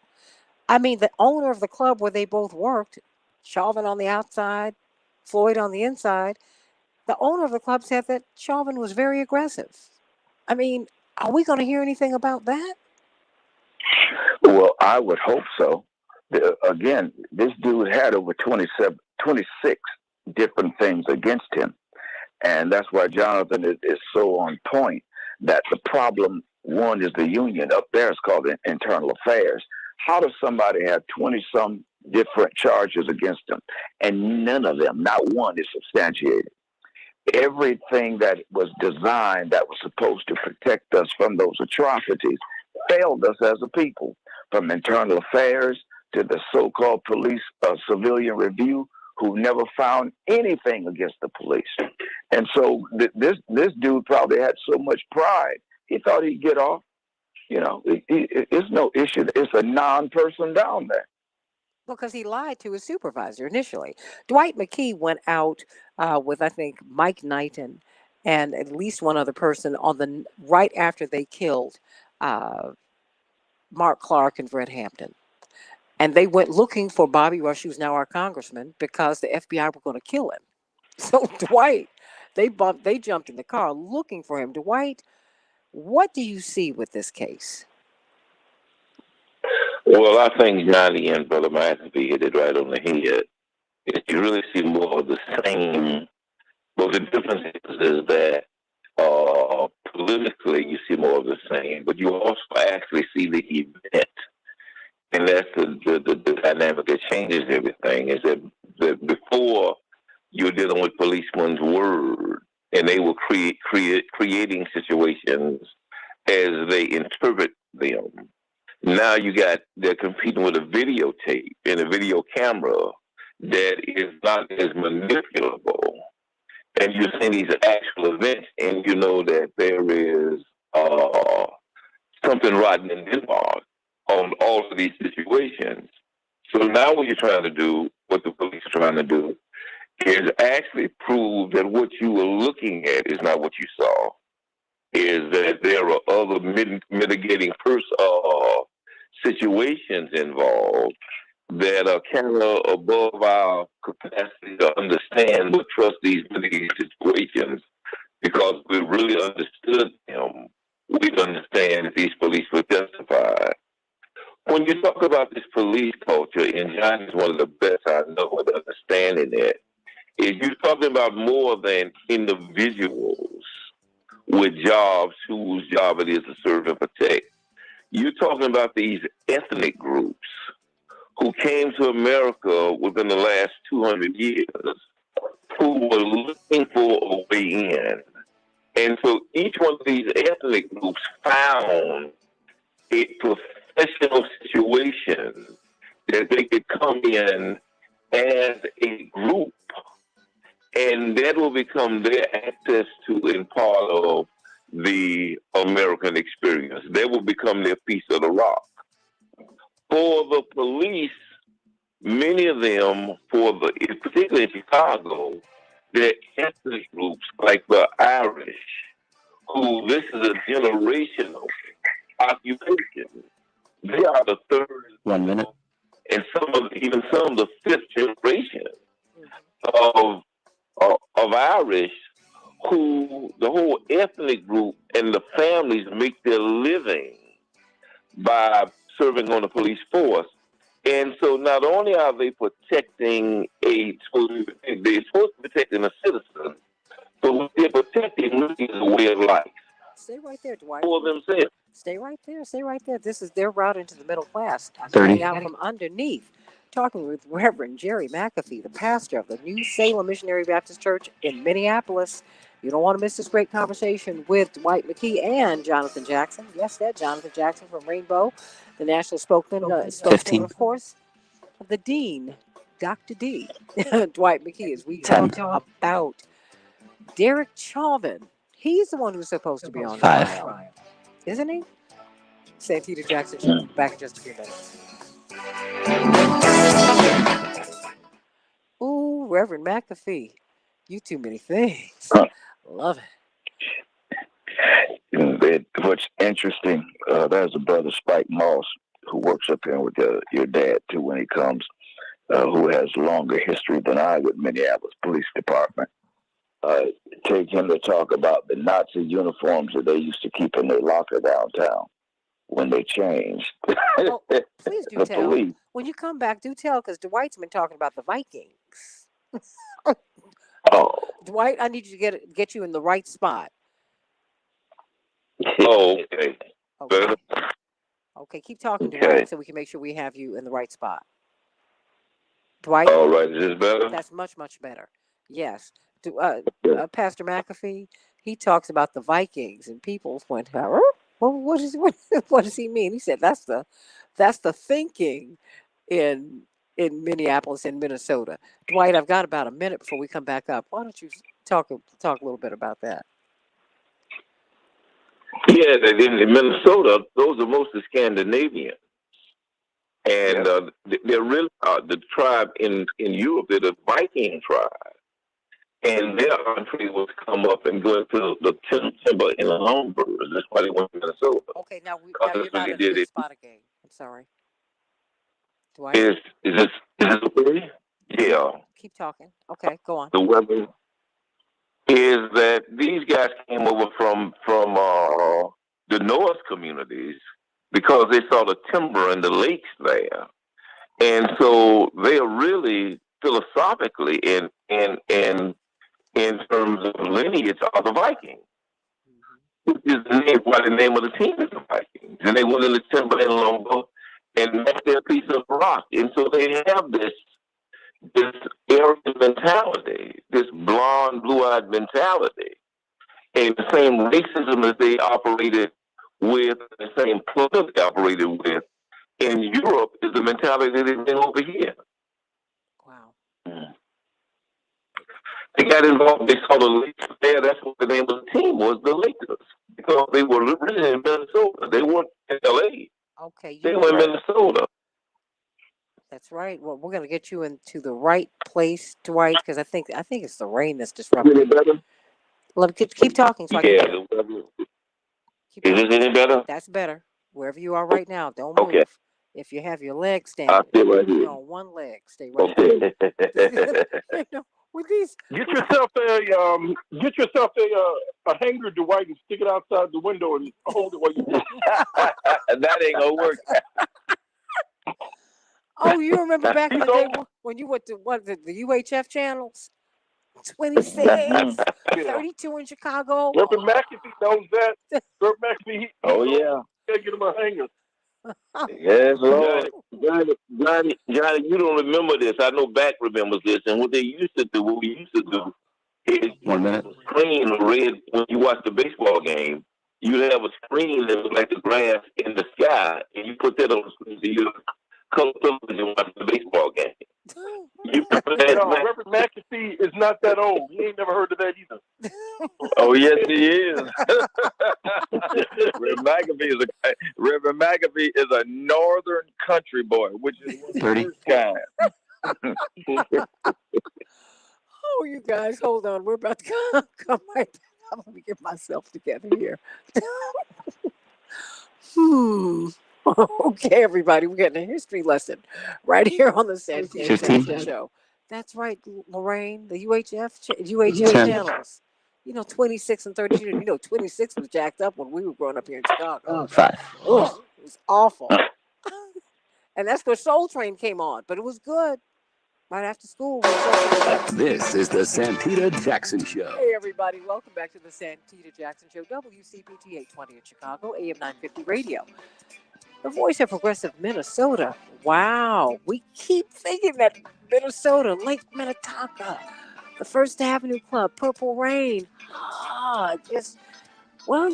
Prince knew something because his new album that will be dropped on 60 Minutes on Sunday is entitled Welcome to America.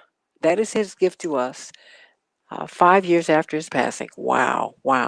Reverend Jerry McAfee, pastor of the New Salem Missionary Baptist Church in Minneapolis, and Dwight McKee, the dean, right here, and the professor, Jonathan Jackson from Rainbow Push, the national spokesman. Boy, oh boy, we've been having a good time.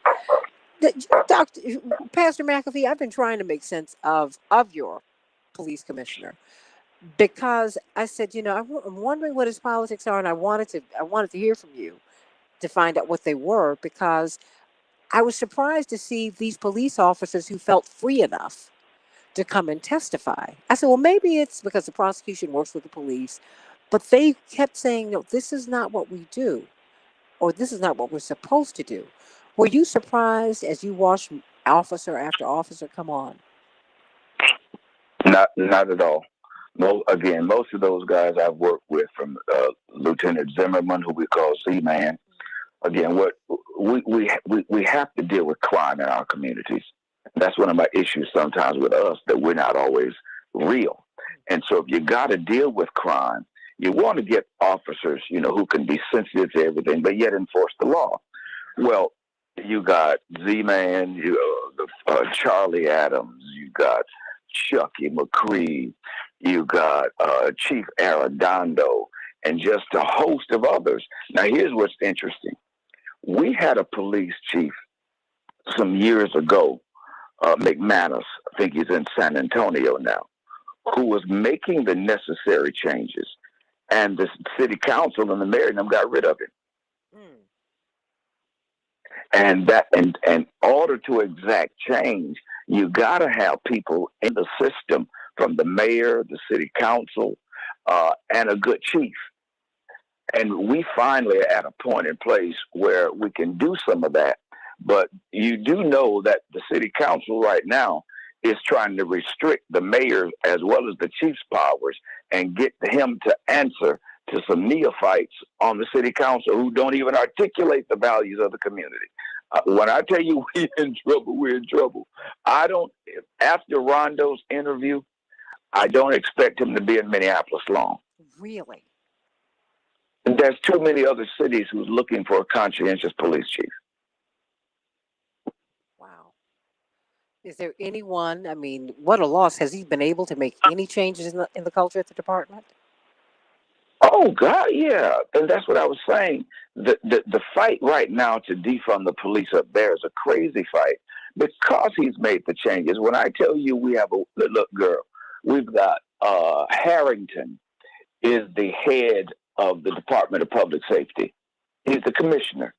Booker, who's from the community, is assistant. Hutch is the head of the county, Hennepin County. You got Eddie Frizzell, who is the head of Metro Transit. You got all these brothers now in these positions. We meet almost twice a week, them in the community, bringing us different reports, what need to be done, the whole nine. We actually working together for the first time that I can remember in 30 years. So when people are talking about defunding the police, are you able to talk with those activists who are pushing for that to let them know, no, not this is what we're trying to move toward? They got too much money behind them. No, they're not trying to hear it. They're not trying to hear it at all, because to me, it's a gimmick. As I shared with you on yesterday, since George Floyd died, we had 63 homicides. We had 500 some people shooting. So the black community was saying, what y'all talking about trying to defund the police now for? When we're vulnerable like this, you should have saw what they call George Floyd Square and everything else, even weeks or two after George Floyd had died. And again, I grew up, I fight the police, but I'm also going to tell the truth. We've created such a lawless mindset that they shooting people like 94 going east and west, robbing, stealing cars, you name it. And Jonathan, as you so articulately put it, if somebody breaking into your house, you want to call the police. And that's what they do. Philippe Cunningham, one of the number one guys who was against, who's talking about defunding the police, he had hired a private security firm to protect him. But you don't want our people protected. So when they ransack the stores and everything, I'm telling you, it's crazy. Why are you giggling, Jonathan? And why? Hello. Reverend McAfee, one thing happened here last summer when the rioting started happening and there was some looting, is they pulled up the bridges in downtown, separating the north side from the south side, and there was a group of liberals, if you will, that came from the north side into Inglewood, a black neighborhood, and mind you, from Streeterville, where the bridges went up, Northwestern University, downtown, lakefront. Gold Coast. Life expectancy between Streeterville and Inglewood is a 30-year difference, largest life expectancy gap in the nation, 90 years on average there, 60 years in Inglewood. And these young children, I would say good-hearted, came to Inglewood, mostly white, talking about defund the police. Well, some of the gang leaders and other community people in Inglewood stood with the police and told them to go back home, go back over the bridge, because we need policing over here. We need the help.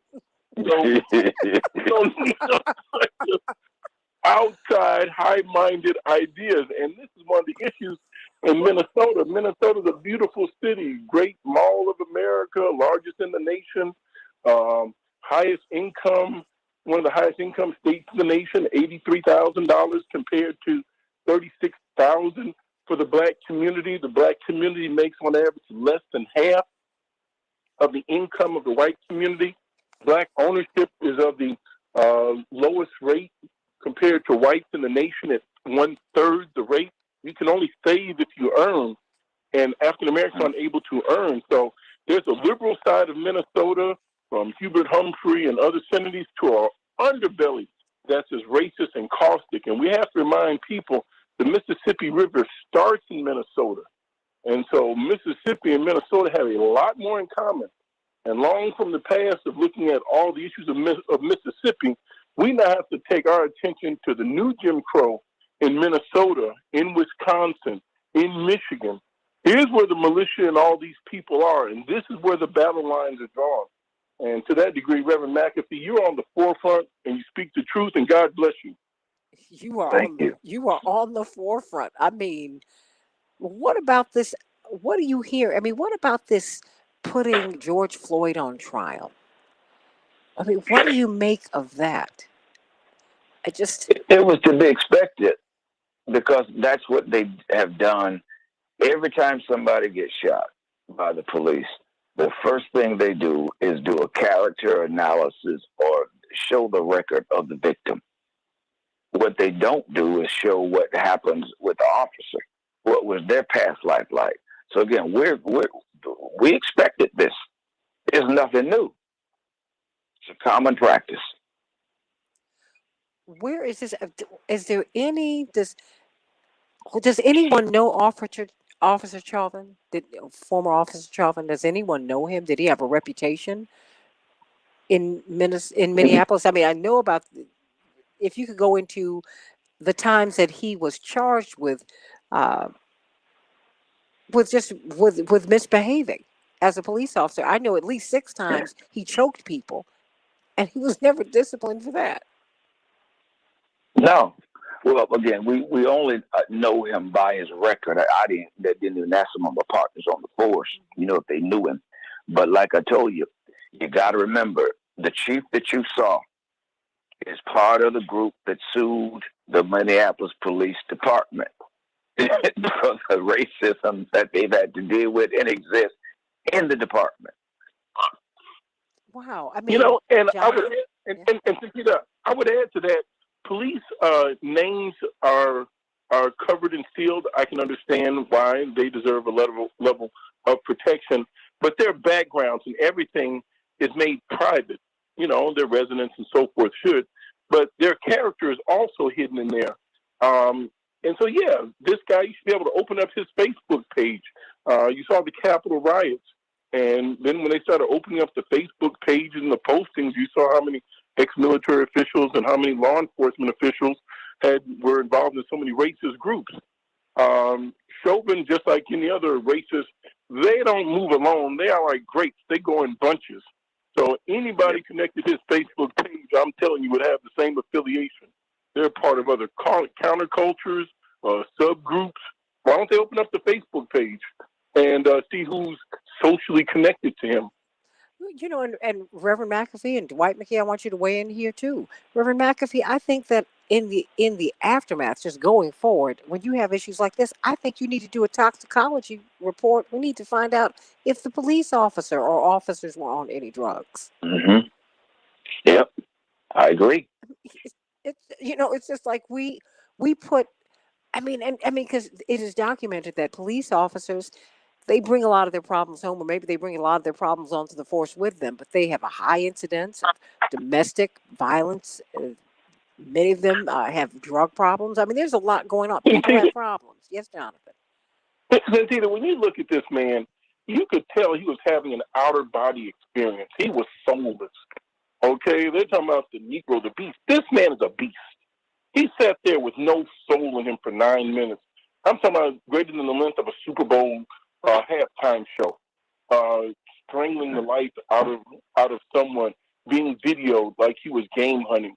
I mean, like, what is up with the screening of how did he even get on the force?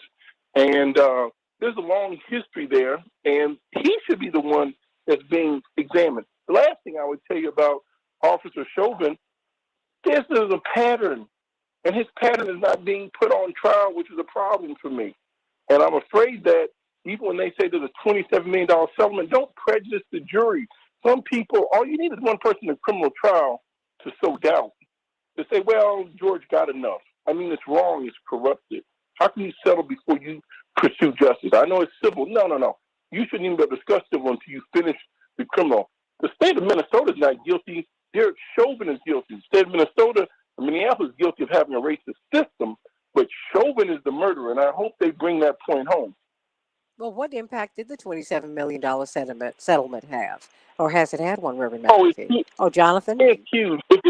If you've ever had to go on like trial and you put your sandwich in a plastic Ziploc bag and put it in a brown paper bag, and you take it, and you got to tell your boss you can't go to work, and you're taking the bus there, or concerned about where you're paying for parking to go to the court, and you can't talk to family members, and you're don't know if it's going to go on a day, a week, a month, and you might have been reduced in your pay. You're angry sitting up on trial sometimes. You can't afford it. And then you hear about this person that might have been working, might not have been working, that had whatever level of education. People have prejudice and animosity. Like, wow, he made more money than me. Man, that must be nice. Just think of the attitude that people have. It's wrong to do that. And, yeah, prejudice is juries. Some people say most definite. And you also Most definite. always deal with that the fact that the police themselves don't have to pay. The unions don't pay. The individual police don't pay. The city pays, and so there is no consequences for the police department. I'm a firm believer that with all these suits, we spent $500 million in suits. I think that half of that should come from the police unions themselves. They should have some liability in having to pay for the victims that they jeopardize and violate. But if you have no liability, then you feel like you got the freedom to do whatever you want to do and get a paid vacation on the way. And the citizens pay for it. That's what I Reverend Hatch talked about. Reverend Hatch talked about in Chicago that 80% of the police all live in about 5 districts because they are all Irish. They've been there for 4 generations. This is their annuity, and the politicians who are in charge, the mayor has been Irish for the last 50 years, and so when they negotiate the contract, it's like the wolf negotiating the contract over the sheep. Is they negotiate the contract in their own behalf, with the co-signed by the politicians, who then they take part of their pension funds and invest in the campaigns, political campaigns of the dailies.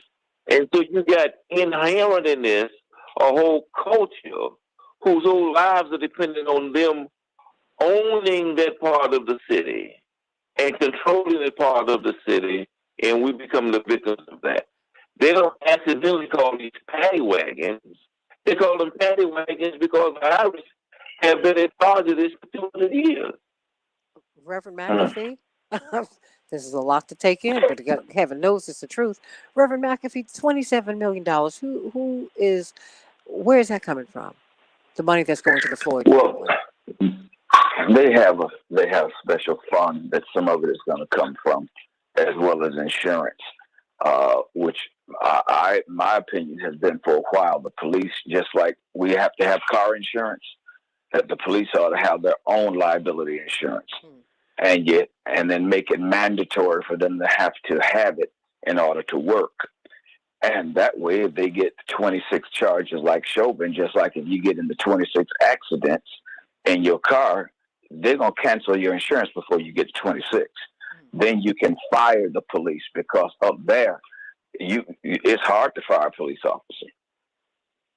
It's all get out. So that money is going to come from the very people who are taxed, and then who many times are mistreated by the system.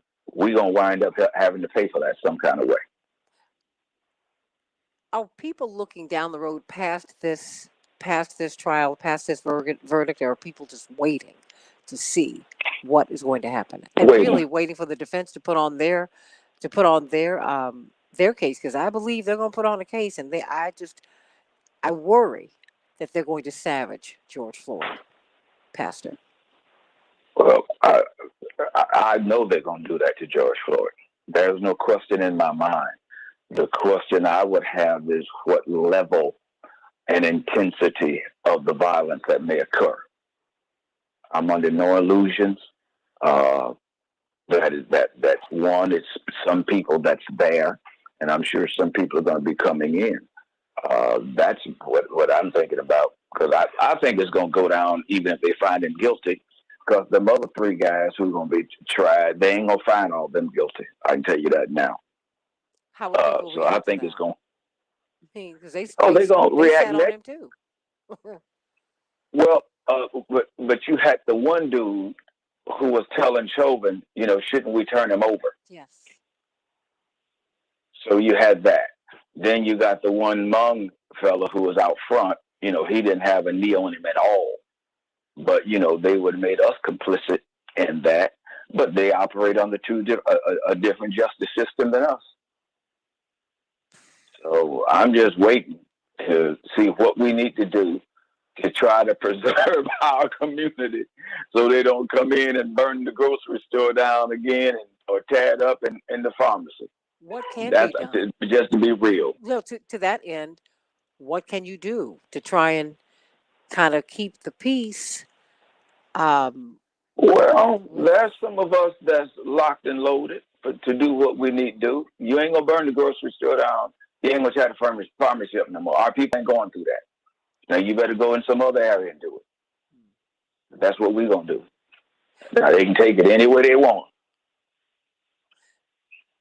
Did you find that were these people, the people who did the burning and the looting, were they people from Minneapolis or were they people who were not from Minneapolis? Some was. Some was from the suburbs. Many of them folk that they arrested was from the suburbs. That's why it was interesting when Jonathan was talking about the event that happened downtown when the young folk come down. They're talking about get rid of the police. If you look at the marches, you after that second or third time, you ain't seen no whole bunch of black folk there.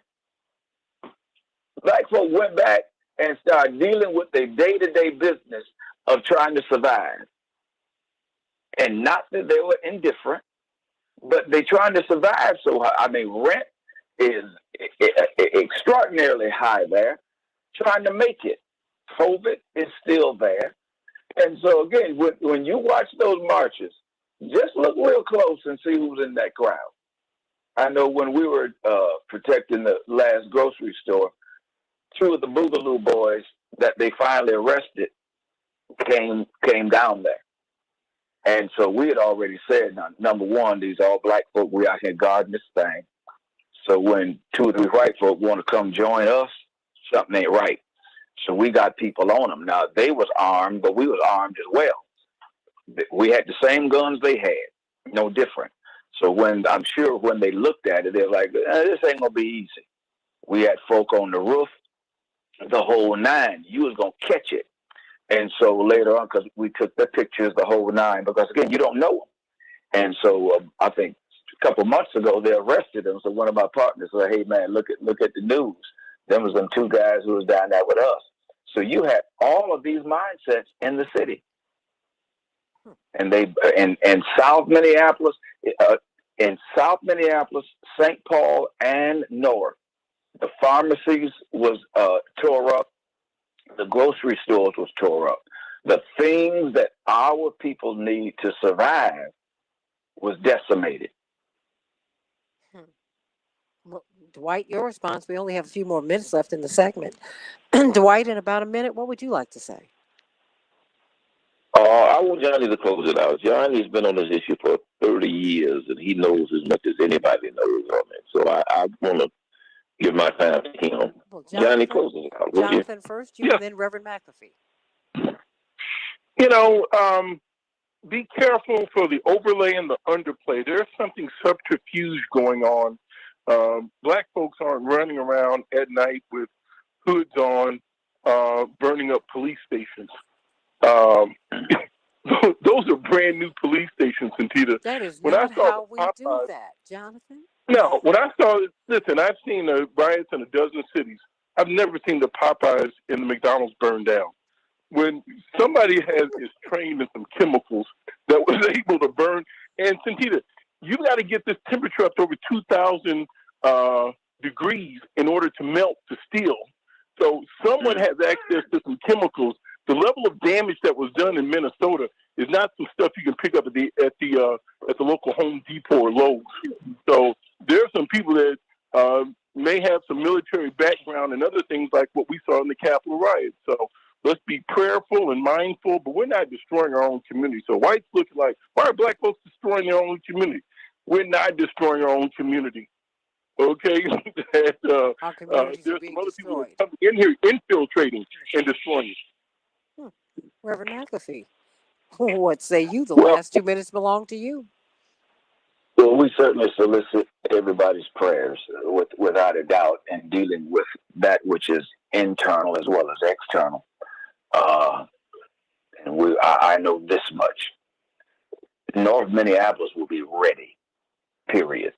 And I'm not talking about the police. We will be ready for anything that go down. Our prayers is that folk don't try to rob our stuff. Because Jonathan, you're absolutely right. We've seen it without a doubt, and we'll be looking even more with a keener eye now, and be prepared. The minute they start saying that they're getting ready to come out, we'll have our people stationed and ready to do whatever needs to be done to make sure our people is good, because that's our concern. Our people got to eat. They got to be able to get their meds and go on from there. You know what, Pastor McAfee, we know that. That's why we don't burn down our stuff. I need Yep. my pharmacy. I need my little grocery store, such as it is. Baby need I Pampers. was joining Reverend McAfee's church in Minnesota. There was Saul before there was Paul. Sign me up, Reverend McAfee. Oh, man. All that preaching our fathers done through the years, all that teaching our mothers done through the years, down the drain. It's just No, it's not. in a few seconds. Wow. No, Jonathan was the child. I'll put him on blast right now. Jonathan could stay up through anything. He threw parties, he did it all. But somehow when he came to church, he would fall asleep. So our father said, 1 minute. I got something for my son. At the beginning of every sermon, he would have him come and sit in the pastor's chair. You remember that, Johnny? Yeah, because I could hear nearer to thee, my Lord. And he was like, what? This is misery. My soul was at one on Sunday morning in the pews. No. In the pulpit. He put him right there. See, this is why. Because I want my son to get this. I love you, everybody. Pastor Tisha Williams, the anointed one. I see you says, get her book, everybody. Doctors Shanina Knighton and Deborah Furholden giving us the latest and the greatest on our health. The Dean, Dwight McKee. Jonathan, Professor Jackson, national spokesman for Rainbow Push, and the anointed Reverend Jerry McAfee, the pastor of the New Salem Missionary Baptist Church in Minneapolis, St. Paul. I can't wait to have you back. And we're going to be watching and waiting and praying. Alrighty. Waiting and praying. God bless you, everybody. Have a great weekend. I'll see you Bye-bye. on Sunday on People for Life with Reverend Jesse Jackson. Have a great weekend, everybody. God bless. Bye-bye. Oh, Reverend McAfee. Reverend McAfee, thank you so much. Jonathan, thank you. Dwight, thank you so much. Matt, they ready. Reverend McAfee, you still there? No, you gone. Oh, okay. Be ye also ready. Jonathan, you there? You gone? Well, Dwight, this was great. I hate when we get this rain because I can't get you. I forget about that. Yeah. I forget about that, but you were still great. And Prince Philip, well, so what do you make of all of this? And we're on Facebook Live. I'm about to close everything down, but what do you make of all of this? Well, I think Matt told us what to make of it. They got their own plan. And however the trial goes, they're going to be prepared. If the trial is, it's successful and there's some punishment involved, then God bless it. If there's some riot involved, they're going to handle it too. I think that they got a real plan up in Minnesota. I'm impressed by that. Well, I mean, I was very impressed with the with the chief of police, but because I was wondering. I said they sure have gotten an awful lot of police out here, um, who are ready who are testifying, and they seemed genuine. And I said, there's something going on. I just don't know. I just didn't know what it was. Right. So we're all hopeful. And I'm not trying to be the voice of doom and gloom here, everybody. But what we are trying to do is find out what is going on. And I think it's important for us to hear from people in Minneapolis because, Dwight, just to hear that, no, this police officer, this police commander, I mean, not the commander, the chief of police, that he's the real deal and that he has these kinds of relationships. But indeed, it was a black activist who said to Chief Arredondo, I believe that is his name. She said, "Did you see them choke this man to death?" That's when he went to the video. And he fired him on the spot. Right. He fired them the next day. Absolutely, he did that. He did that. Now that never happened in Chicago. Not even today. I don't care. Not even today. Not even Not today. even today. Not even today. Mm-mm. No. So that's something for us I to mean, look at. Birds even fighting here. He could die. How about that? How about that? You know, he kept his suspension. Johnny can tell that story better than anybody. Well, because remember when they arrested him and put him in the back of the car, and he said, when these people arrest you, should have him tell that story one day. When these folks arrest you, you don't know if you're going home. And he had young children then. He had 3 children under the age, I think, of 4. And he said, "Oh my gosh." He said, "I was thinking, am I going to get home to see my babies? Am I going to see my wife?" He said, "Oh my gosh, mom and dad." He said, "All of you pass through my mind. Will I see my brothers, my sisters anymore? Whoa, what is this?" And this guy who was with him, his business partner at the time, kept. He was scared to death. He kept saying, "This is Jesse Jackson's son." Jonathan said, "Don't say that. Not only does that not matter, but it shouldn't even matter here." But they kept him. It did not.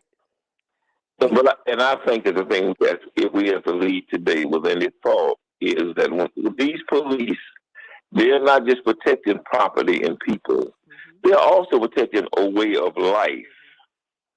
This is their annuity.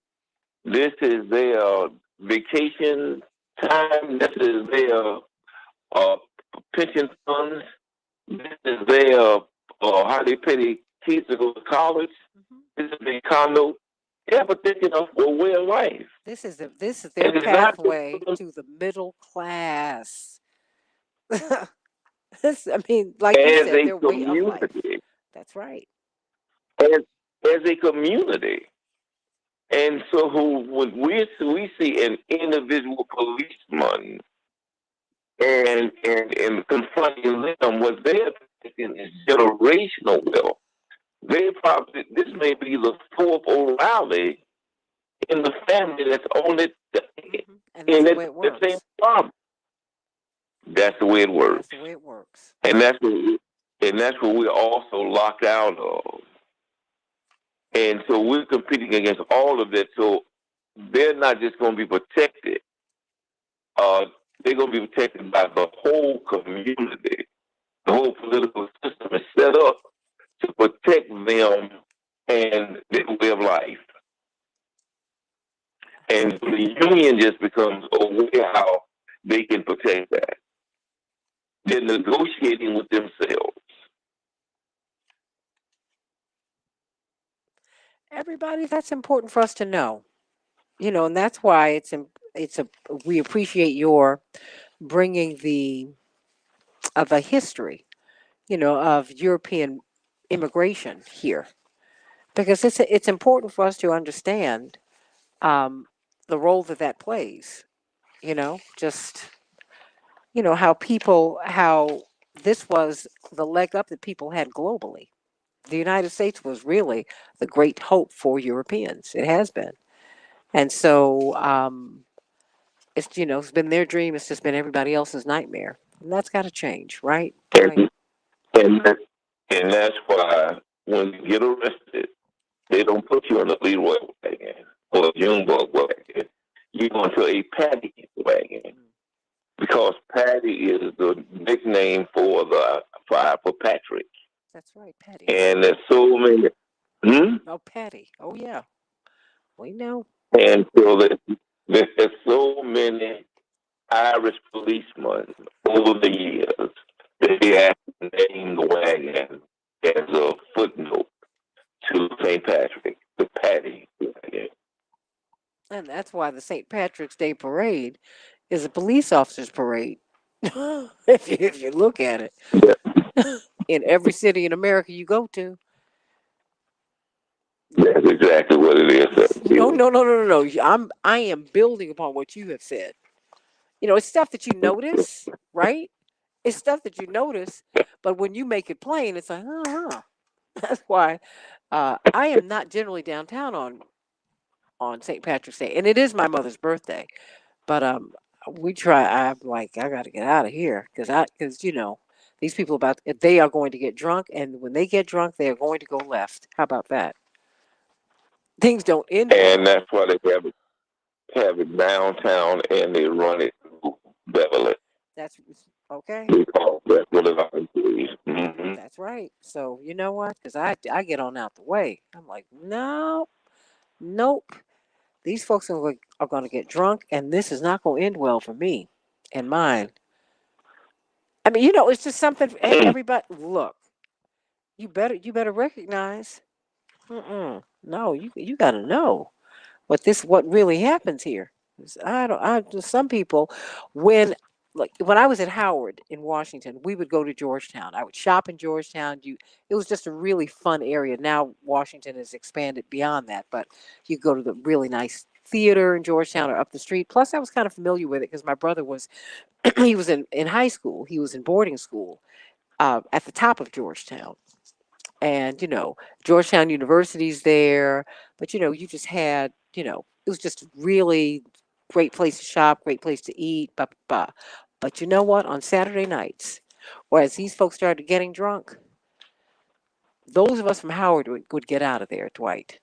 Because we said this is not going to end well. And we really saw it during the Jackson campaign. My girlfriends and I were on our way to dinner one night in Georgetown during the campaign. It was going to be a mixed group of us. A group of us were on our way to dinner, and these guys got there before we did. They rushed back to campus. I don't know how many of them piled into this cab because nobody had any money, and they came back to stop us from going to Georgetown. They said these people saw our Jackson campaign buttons, these Jesse Jackson run, Jesse Jackson for president buttons, and we almost had a fight tonight. So Georgetown is not where we're going to go. I said, okay, I got you. Okay. So done with that. All right. So this is something I hope everybody mm, that came from somewhere.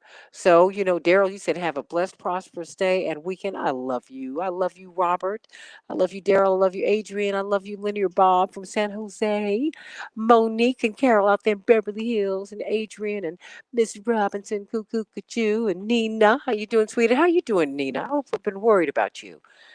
Send me a message or something. Let me know how you're doing. Medi, thank you so much for helping us to get running this morning. Stephen, how you doing? And let me see who else. Robert, there's so many of you. I've tried to recognize you throughout the show. Barbara Bacon, how you doing? And Daphne and Deborah and everybody, please go over to the Santita Jackson Show YouTube channel and like and subscribe. Like and subscribe. In the coming weeks, I'm going to have some good news to be sharing with you, which is great, and about the show, which is great, great, great, great, great. But I'm very, very excited.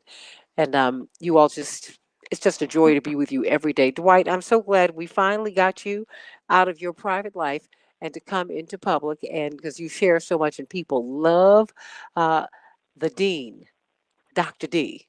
You got some nicknames here, Dwight. And Adrian said Saul before Paul. Jonathan, we're trying to get him to Paul. Adrian, okay, please don't do that. Don't encourage him. don't do not encourage my brother. Don't do that. Don't. Don't encourage that. That is just crazy talk. But you know what? As the song says, don't push me because I'm close to the edge. I'm trying not to lose my head. It's like a jungle sometimes. It makes me wonder how I keep from going under. Ha, ha, ha, ha, ha, ha. Repeat. It's the truth. So, just be very clear, I am nonviolent and I believe in nonviolence. I absolutely do. And I believe that love is the strongest power in the universe. And I believe that it can change anyone. That having been said, you got to be very careful when you mistreat people because everybody has a saturation point. That's not only spiritual law, it's physical law, it's scientific law, it's just the truth. Everybody, everything has a tipping point.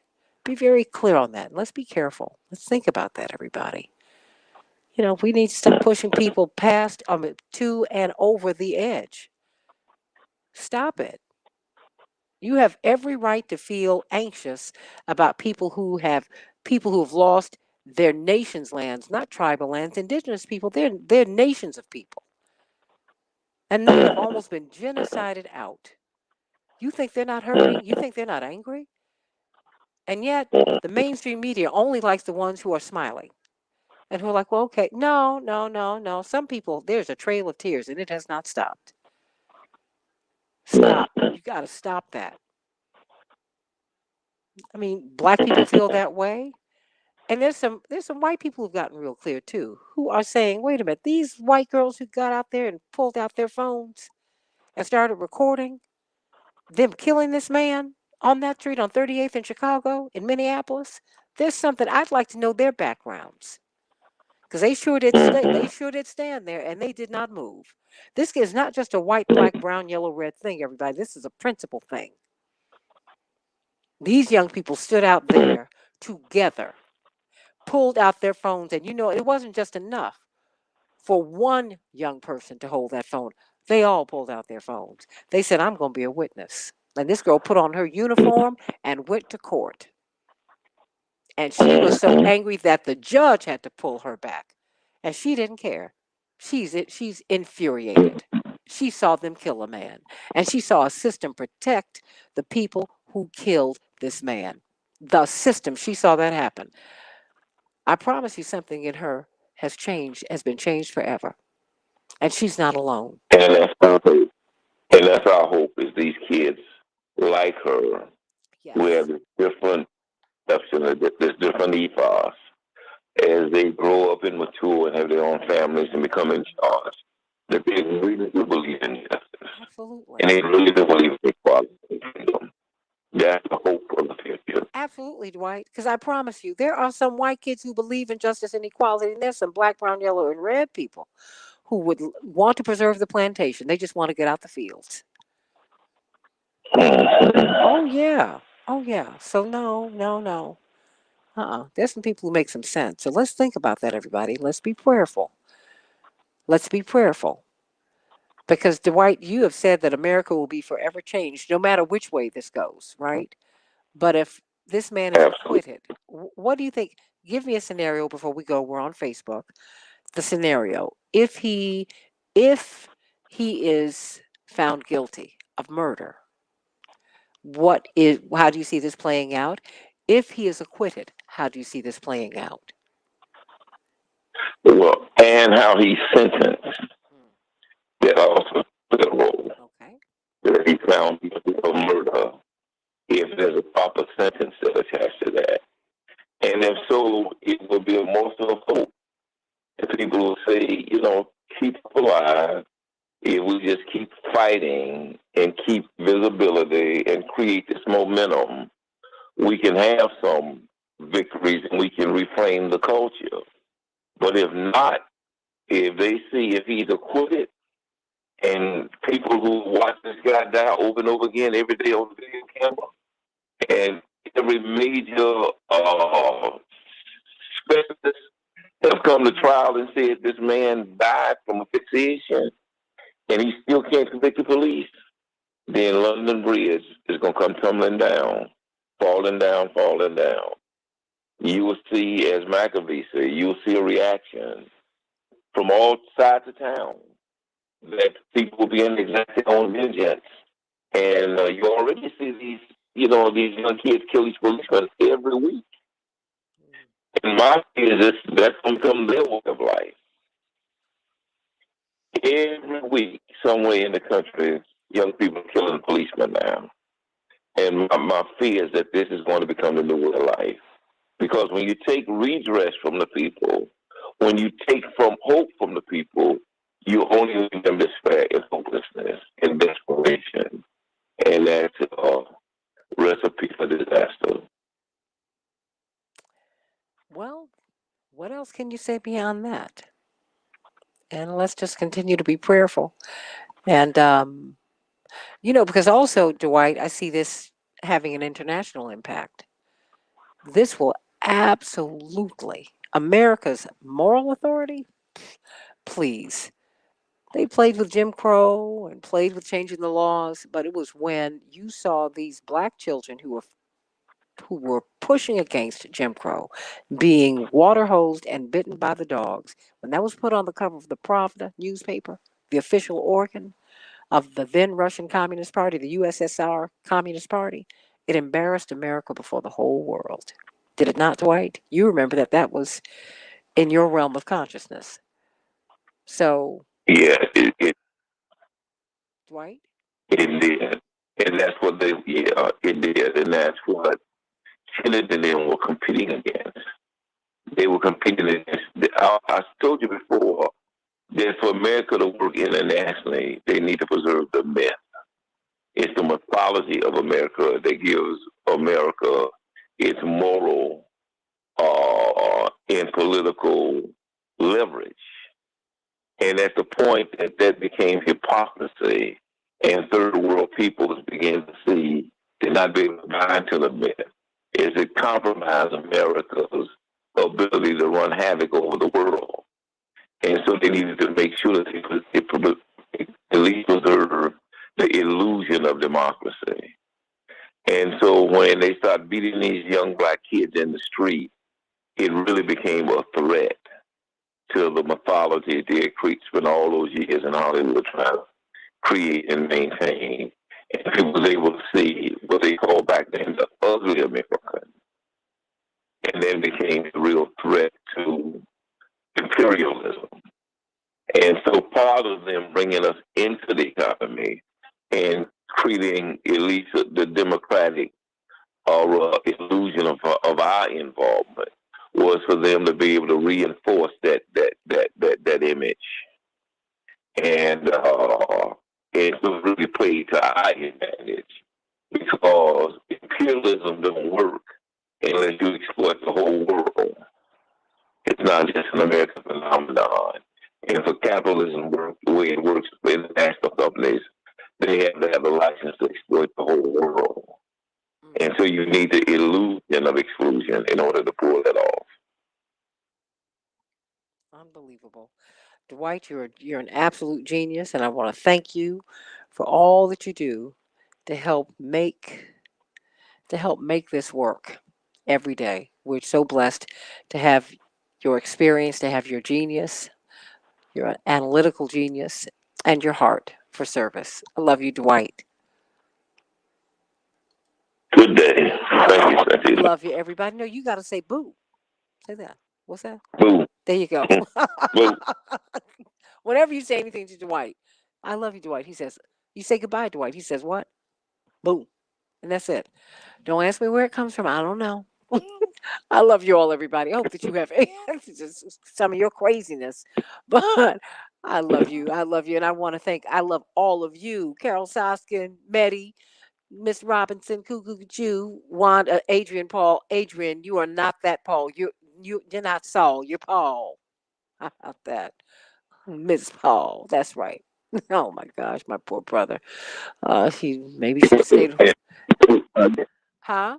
I got boo from Stormy. It was Martita's high school boyfriend. Oh, I remember Stormy. That's like, yeah, Stormy is. I got it from as a kid. What that name came from. Oh my gosh. I've known you a long time, Dwight. Wait. I'm like, Stormy. I remember Stormy. Oh my gosh. What? Oh, that's who Stormy was. Okay. Whew. That's a long time ago, Dwight. Wow. You got me rubbing my head. Oh, okay. I love you, everybody. I'm going to see you tomorrow. Thank you, Paul. God bless you. God bless you. Dwight, I'm going to call you shortly. All right. Love you, everybody. Thank you. Have a good weekend. Thank you. Have a great, and everybody have a great weekend. I'll see you on on Keep Up Alive on Sunday. That's right, from 7 to 9 Central Standard Time. God bless. Bye bye.